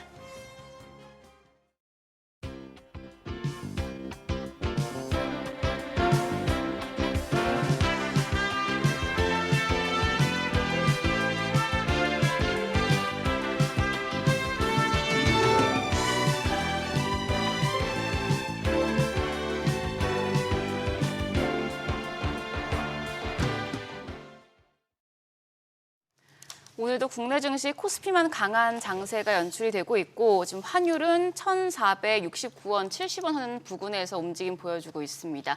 국내 증시 개장 후의 상황, 그리고 특징 업종은 어떤 건지 알아보겠습니다. 네, SK증권 경인지점 이재규 PB차장 나와 계십니다. 어서 오세요. 안녕하세요. 안녕하세요. 네, 이거 오늘도 이거 정강 후약일까요? 이거 어떻게 보세요 지금? 괜찮네. 네. 생각보다는 그렇게 강하진 못한 그러네요. 것 같습니다. 아무래도 네. 연말이라서 수급적인 부분들이 연속성을 보이지 못하고 있는 것 같아서 변동성이 좀 제한적으로 나오고 있는 게 아닌가라고 생각이 됩니다. 다만 이제 우리가 그동안 시장에서 살짝 대형주들 중에서 가장 약세를 보였었던, 많이 못 올랐었던 자동차 쪽이 오늘 좀 올라오고 있어서 약간 예. 특징적이어 예. 보이고요. 전반적으로 뭐 자율주행이라든지 시장에서 약간의 테마성을 가지고 있는 종목들의 변동성이 잘 나오고 있다. 이렇게 좀 정리를 해보면 좋을 것 같습니다. 그러네요. 그렇습니다. 자동차가 보이네. 예. 아니, 조선 쪽은 장 개장하고는 뭐 반짝 상승하더니 지금 또다시 약세로 전환되는 종목들이 많아요. 이게 뭐 어제 있었던 그 호재가 그냥 네. 뭐 하루 만에 끝나는 건지 아니면 지금 좀 이제 저가 매수 구간이니까 담아야 될지 궁금하네요. 일단 조선주들 같은 경우는 올해 상반기 때 굉장히 좋은 모습이 나왔는데 네. 아무래도 실적에 대한 기대감, 실적을 기반으로 해서 시장에서 부각이 됐었던 부분들이 있기 때문에 2026년도를 우리가 고려해 본다면 그동안 저가 수주를 많이 받았었던 것들이 우리나라 조선주들이거든요. 근데 조선주들이 저가 수주 받았던 물량들이 재무제표에 올해 3분기 때, 4분기 때 거의 다 털어내기 때문에 2026년도 같은 경우는 실적이 굉장히 좋아질 가능성이 높습니다. 그렇기 때문에 어제 나온 내용 같은 경우는 트럼프발 호재로 우리가 좀 생각을 해볼 수도 있겠지만 결국에는 미국이 중국을 규제함에 따라서 우리나라 기업들이 반사 이익을 받는다라는 명분으로 본다면 조선주 같은 경우는 내년에도 좋을 가능성이 굉장히 높아 보여요. 가장 중요한 것은 역시나 뭐 이 실적에 대한 부분이 될 가능성이 높다라고 보여지고 오늘 이제 환율이 굉장히 급격하게 빠지고 있는데 환율이 올라온 부분들 같은 경우도 조선주에는 그렇게 나쁜 것은 아니었거든요. 그렇기 때문에 조선주 같은 경우는 굉장히 탄력적으로 빠르게 올라갈 것이다. 이런 의미로 말씀드리는 것은 아니지만 2026년도에는 전반적으로 우상향은 다시 한번 이어질 가능성이 높지 않을까 이렇게 좀 생각이 되고요. 우리가 조선주 이야기할 때는 뭐 LNG 쪽에 대해서는 삼성중공업 이야기를 많이 하고요. MRO, 이 군함 쪽에 대해서 이야기할 때는 한화오션을 많이 이야기를 하는데 우리가 이제 2025년도에 실제로 LNG 쪽에 대한 수주 물량을 보면 한화오션도 굉장히 물량이 많거든요. 어떤 분석 자료를 보면 한화오션이 LNG 선도 더 많이 수주했다라는 내용들도 있기 때문에 두 기업 모두 다 굉장히 매력적이라는 말씀을 드리고 싶고요. 우리가 또 이제 HD 현대중공업 같은 경우도 미포조선과 합병을 통해서 거래가 다시 되기 시작을 했는데 2026년도 뭐 중순이라든지 하반기까지 생각을 해본다면 조선주들 같은 경우는 지금 현재 시점에서는 매수할 수 있는 그런 시점이 되지 않았나라고 생각이 돼서 조선주는 저는 긍정적으로 보고 있습니다. 긍정적으로 보고 계시다. 아니 그런데 이차장님, 저는 이렇게 그냥 뉴스를 보면서 느끼는 것 중에 느낀다기보다는 더 의문인데, 자 뭐 트럼프 대통령이 워낙 금을 좋아하니까 표현 중에 금 많이 나옵니다. 오죽하면 황금함 되겠어요. 네. 예. 그렇게 해서 이제 군함을 건조하겠다 하는 거고 여기서 한국 기업 그것도 딱 꽂아서 한화와 협력을 한다.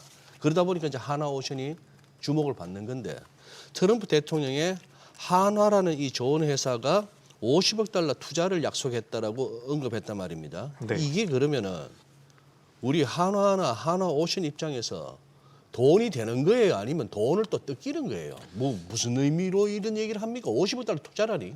제가 알기로는 50억 달러는 아닐 가능성이 높습니다. 예. 그러니까 트럼프 대통령이 굉장히 강하게 발언을 한 것이고 특유의 그냥 다소 과장이 좀 포함되죠, 예, 숫자는. 그런 네. 것 같습니다. 왜냐하면 실제로 투입한 금액 자체가 현재까지는 그렇게 안 나오는 것 같고 네. 이제 순차적으로 진행을 하면서 투자 금액을 늘릴 수는 있겠죠. 하지만 이제 우리가 한화오션이 과연 남는 장사일까에 대한 의구심은 뭐 조선업에 대해서 분석하시는 분들도 좀 가지고 있는 것 같아요. 그래요? 근데 우리가 좀 냉정하게 생각을 해보면 지금 미국과 중국이 좀 대립을 하고 있는 상황이죠. 근데 오늘 아침에 보니까 뭐 반도체에 대한 규제를 1년 6개월 정도, 18개월 정도 유예해주겠다라는 이야기가 나오면서 조선 쪽에 대한 규제도 살짝 풀어줄 수 있다라는 뉘앙스가 좀 만들어졌거든요. 그래요? 근데 우리가 좀 생각을 해보면 만약에 미국과 중국의 사이가 좀 괜찮아져서 조선 쪽에 대한 규제가 많이 들어가지 않는다라고 한다면 우리나라 기업들 같은 경우는 부담을 느낄 가능성이 있다라고 저는 생각을 하고 있습니다.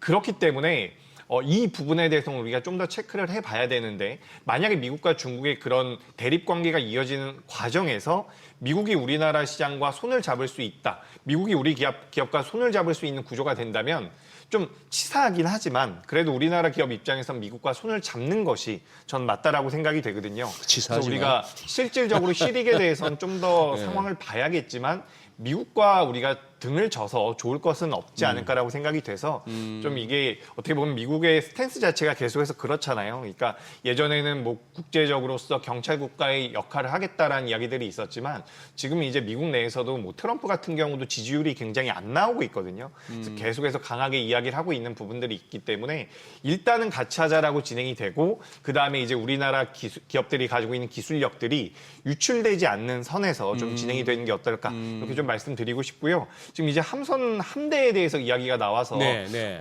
제가 어떻게 뭐 좀 기사 같은 것들을 찾아보니까 예. 우리나라 기업들이 가장 큰 그 주력 업종 기함이라고 이야기를 해야 되나요? 그 함선을 제조한다라고 생각을 하시는 분들도 계신 것 같은데 네. 일단은 호위선부터 제작을 하는 것 같습니다. 호위선. 네, 호위선을 먼저 제작을 하고 그다음에 이제 안보와 관련되어 있는 부분들을 좀 더 조율을 하면서 결국에는 그래도 시간이 좀 걸리겠지만 나중에는 우리가 이제 함선, 메인 함선도 제조를 할 수 있지 않을까라는 기대감은 들고 있거든요. 하지만 어쨌든 우리나라 기업들의 기술을 좀 빼갈 수 있다라는 우려는 분명히 좀 있는 것 같습니다.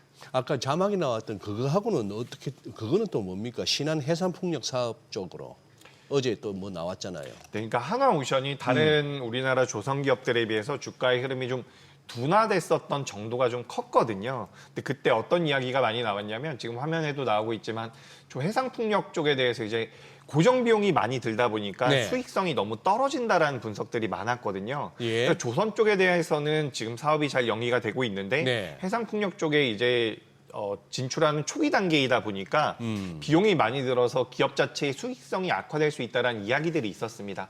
근데 어쨌든 우리나라에서 정부에서 정책적으로도 해상풍력 쪽에 대해서 육성을 하겠다라는 내용들이 나오고 있기 때문에 해상풍력이 처음에는 비용이 많이 들지만 그 이후에는 좀 개선될 수도 있지 않을까. 그러니까 우리가 조선 쪽과는 좀 따로 떼어놓고서 생각할 사안인 것 같아가지고 그래요? 일단 이제 뭐 미국 쪽에서 나온 뉴스와는 좀 별개로 생각해 보시는 게 맞지 않을까라는 말씀드리겠습니다. 지금 로봇 쪽이 계속해서 좀 상승세 키워가고 있는데 최근에 뭐 코스닥 시장 로봇주가 주도하고 있다 해도 과언이 아니잖아요. 네.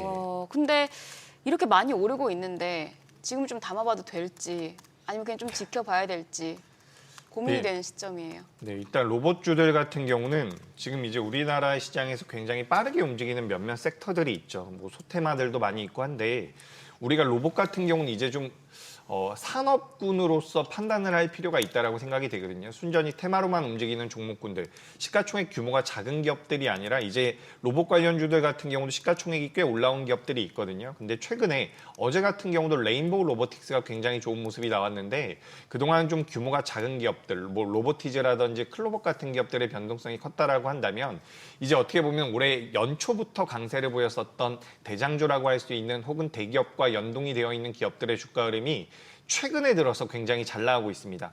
레인보우 로보틱스 같은 경우는 어제 고점이 나왔고요. 지금도 보니까 현대모백스라는 기업 같은 경우도 오늘 신고가가 나오고 있거든요. 네.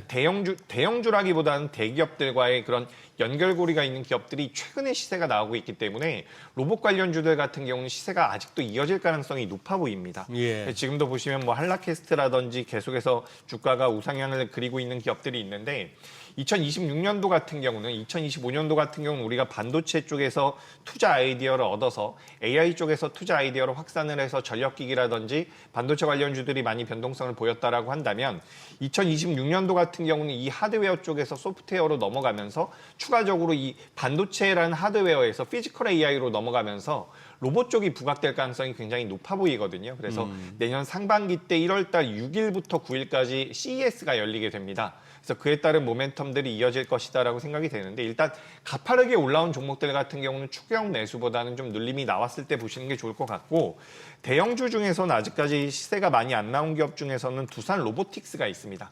두산이 최근에 이제 뭐 사업 구조 개편을 굉장히 열심히 하고 있는 것 같아요. 그래서 두산 쪽 같은 경우도 이제 반도체 밸류 체인 같은 경우도 만들어지고 있는 상황이고 로봇 쪽에 대한 투자도 이어질 가능성이 높기 때문에 뭐 두산 로보틱스 같은 경우도 매력적이라고 보여지고 HL 만도 같은 경우도 지금 주가 흐름 자체가 로봇 쪽으로 많이 엮이면서 자금이 들어오고 있는 것 같거든요.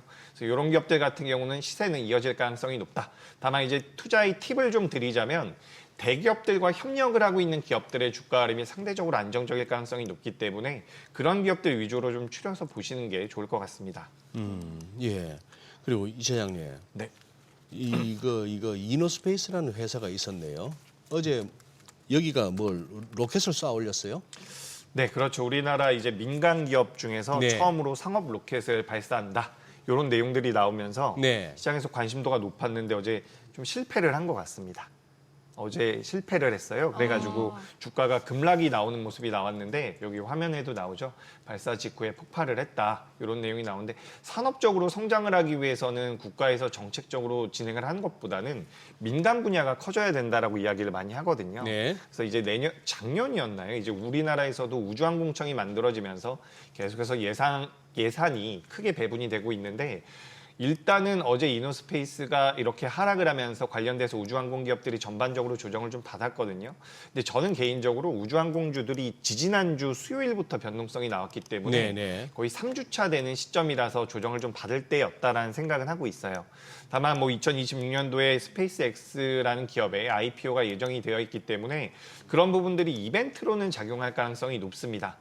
하지만 뭐 단기적으로는 전 테마성 흐름이 나왔다라고 생각을 하고 있고 대형주 위주로 보신다라고 한다면 오히려 한화 에어로스페이스 같은 경우도 많이 연관이 되어 있는 분야가 우주항공 쪽이고 한국항공우주 같은 경우도 결국에는 우주 산업 자체가 성장을 한다라는 관점으로 봤을 때는 굉장히 매력적일 수가 있거든요. 그래서 이게 참 아이러니한 겁니다.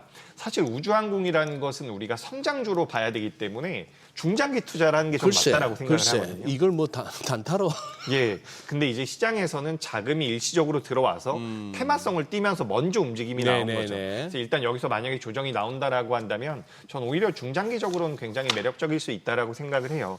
그러니까 우리가 과거에 우주선을 로켓을 발사를 할 때 이걸 재활용을 할 수가 없었기 때문에 로켓에 이제 인공위성을 태워서 우주로 올려 보내죠. 근데 그걸 재활용을 할 수 없었기 때문에 비용이 굉장히 많이 들었는데 네. 스페이스X에서 이거를 이제 재활용할 수 있게끔 만들면서 오히려 10년 전, 20년 전보다 그 발사 비용 자체가 급감을 했습니다. 6분의 1, 7분의 1 수준으로 네, 급감이 됐거든요. 2024년도, 2025년도 기준으로 봤을 때 우주에 떠다니고 있는 인공위성이 10,000대가 넘는다라고 하는데 이게 또 수명 자체가 2년, 3년이 되지 못한다라고 해요. 그러니까 계속해서 우주선, 로켓에 실어서 인공위성을 쏘아 올려야 되기 때문에 우주항공 산업 자체는 굉장히 빠르게 성장할 가능성이 높아 보입니다.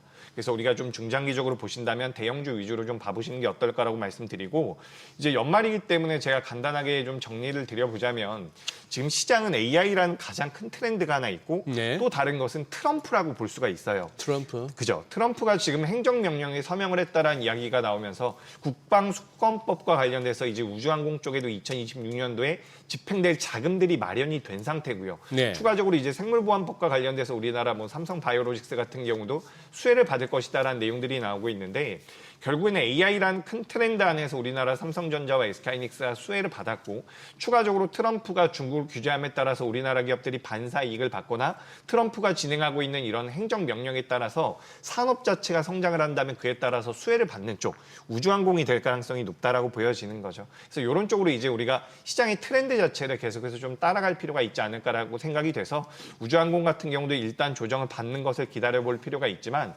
2026년도에도 우주항공 쪽에 대한 이벤트들이 이어진다라고 한다면 주가의 변동성은 더 나올 가능성이 높지 않을까. 저는 이렇게 좀 생각을 하고 있습니다.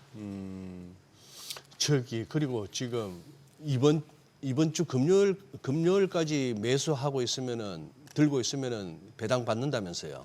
그렇죠. 그리고 이제 배당은 나오고 나면은 소위 말하는 배당락으로 또 그걸 어느 정도 주가가 조정하지 않습니까? 네. 그럼 이차장님, 그러면 이게 배당을 노리고 지금 들어간다는 게 실제 들어오는 배당하고 그러고 나서 배당락으로 주가가 떨어지는 거 이런 거 감안했을 때 거의 똔똔 아닙니까?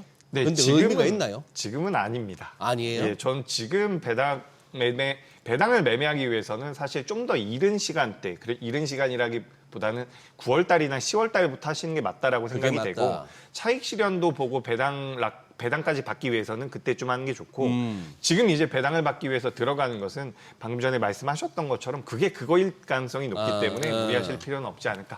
다만 오늘 현대차가 올라오는 데는 배당 쪽에 대한 메리트도 좀 부여가 되고 있는 것 같아요. 그러니까 2026년도에 현대차에 대한 기대감이 있다라고 한다면 배당락이 나온다라고 하더라도 2026년도까지 보유를 했을 때 다시 한번 수익 실현에 대한 차익에 대한 기대감이 있기 때문에 이런 기업들 같은 경우는 매력적일 수가 있는데 그냥 배당만 보고 들어가기에는 좀 부담이 될 수 있지 않을까. 저는 그렇게 생각이 됩니다. 네.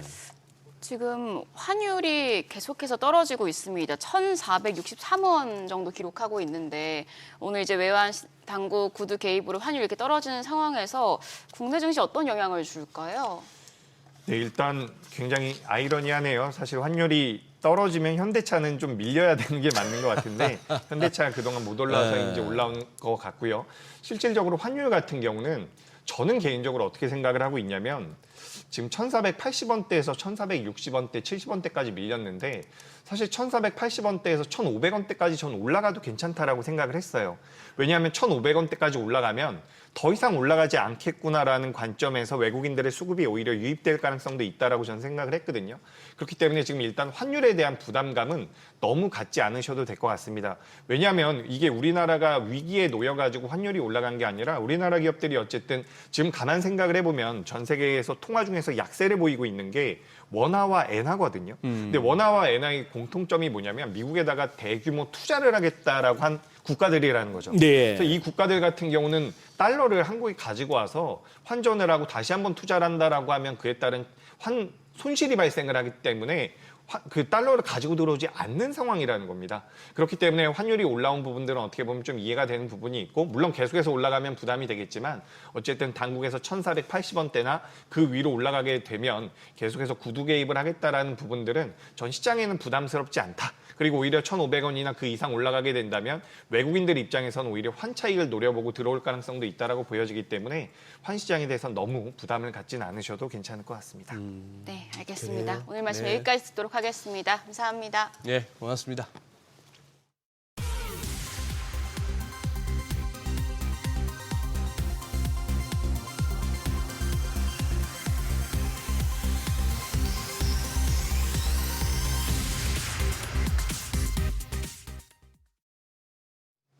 네, 현재 환율이 1,460원도 깨지면서 1,459원대까지 내려가고 있습니다. 이에 따라서 지금 외국인 팔자세 조금씩 줄여내고 있고 기관 순매수를 전환하고 있는 상황인데 오늘도 수급 상황도 조금 체크해 보셔야겠어요. 그러네요. 예, 예.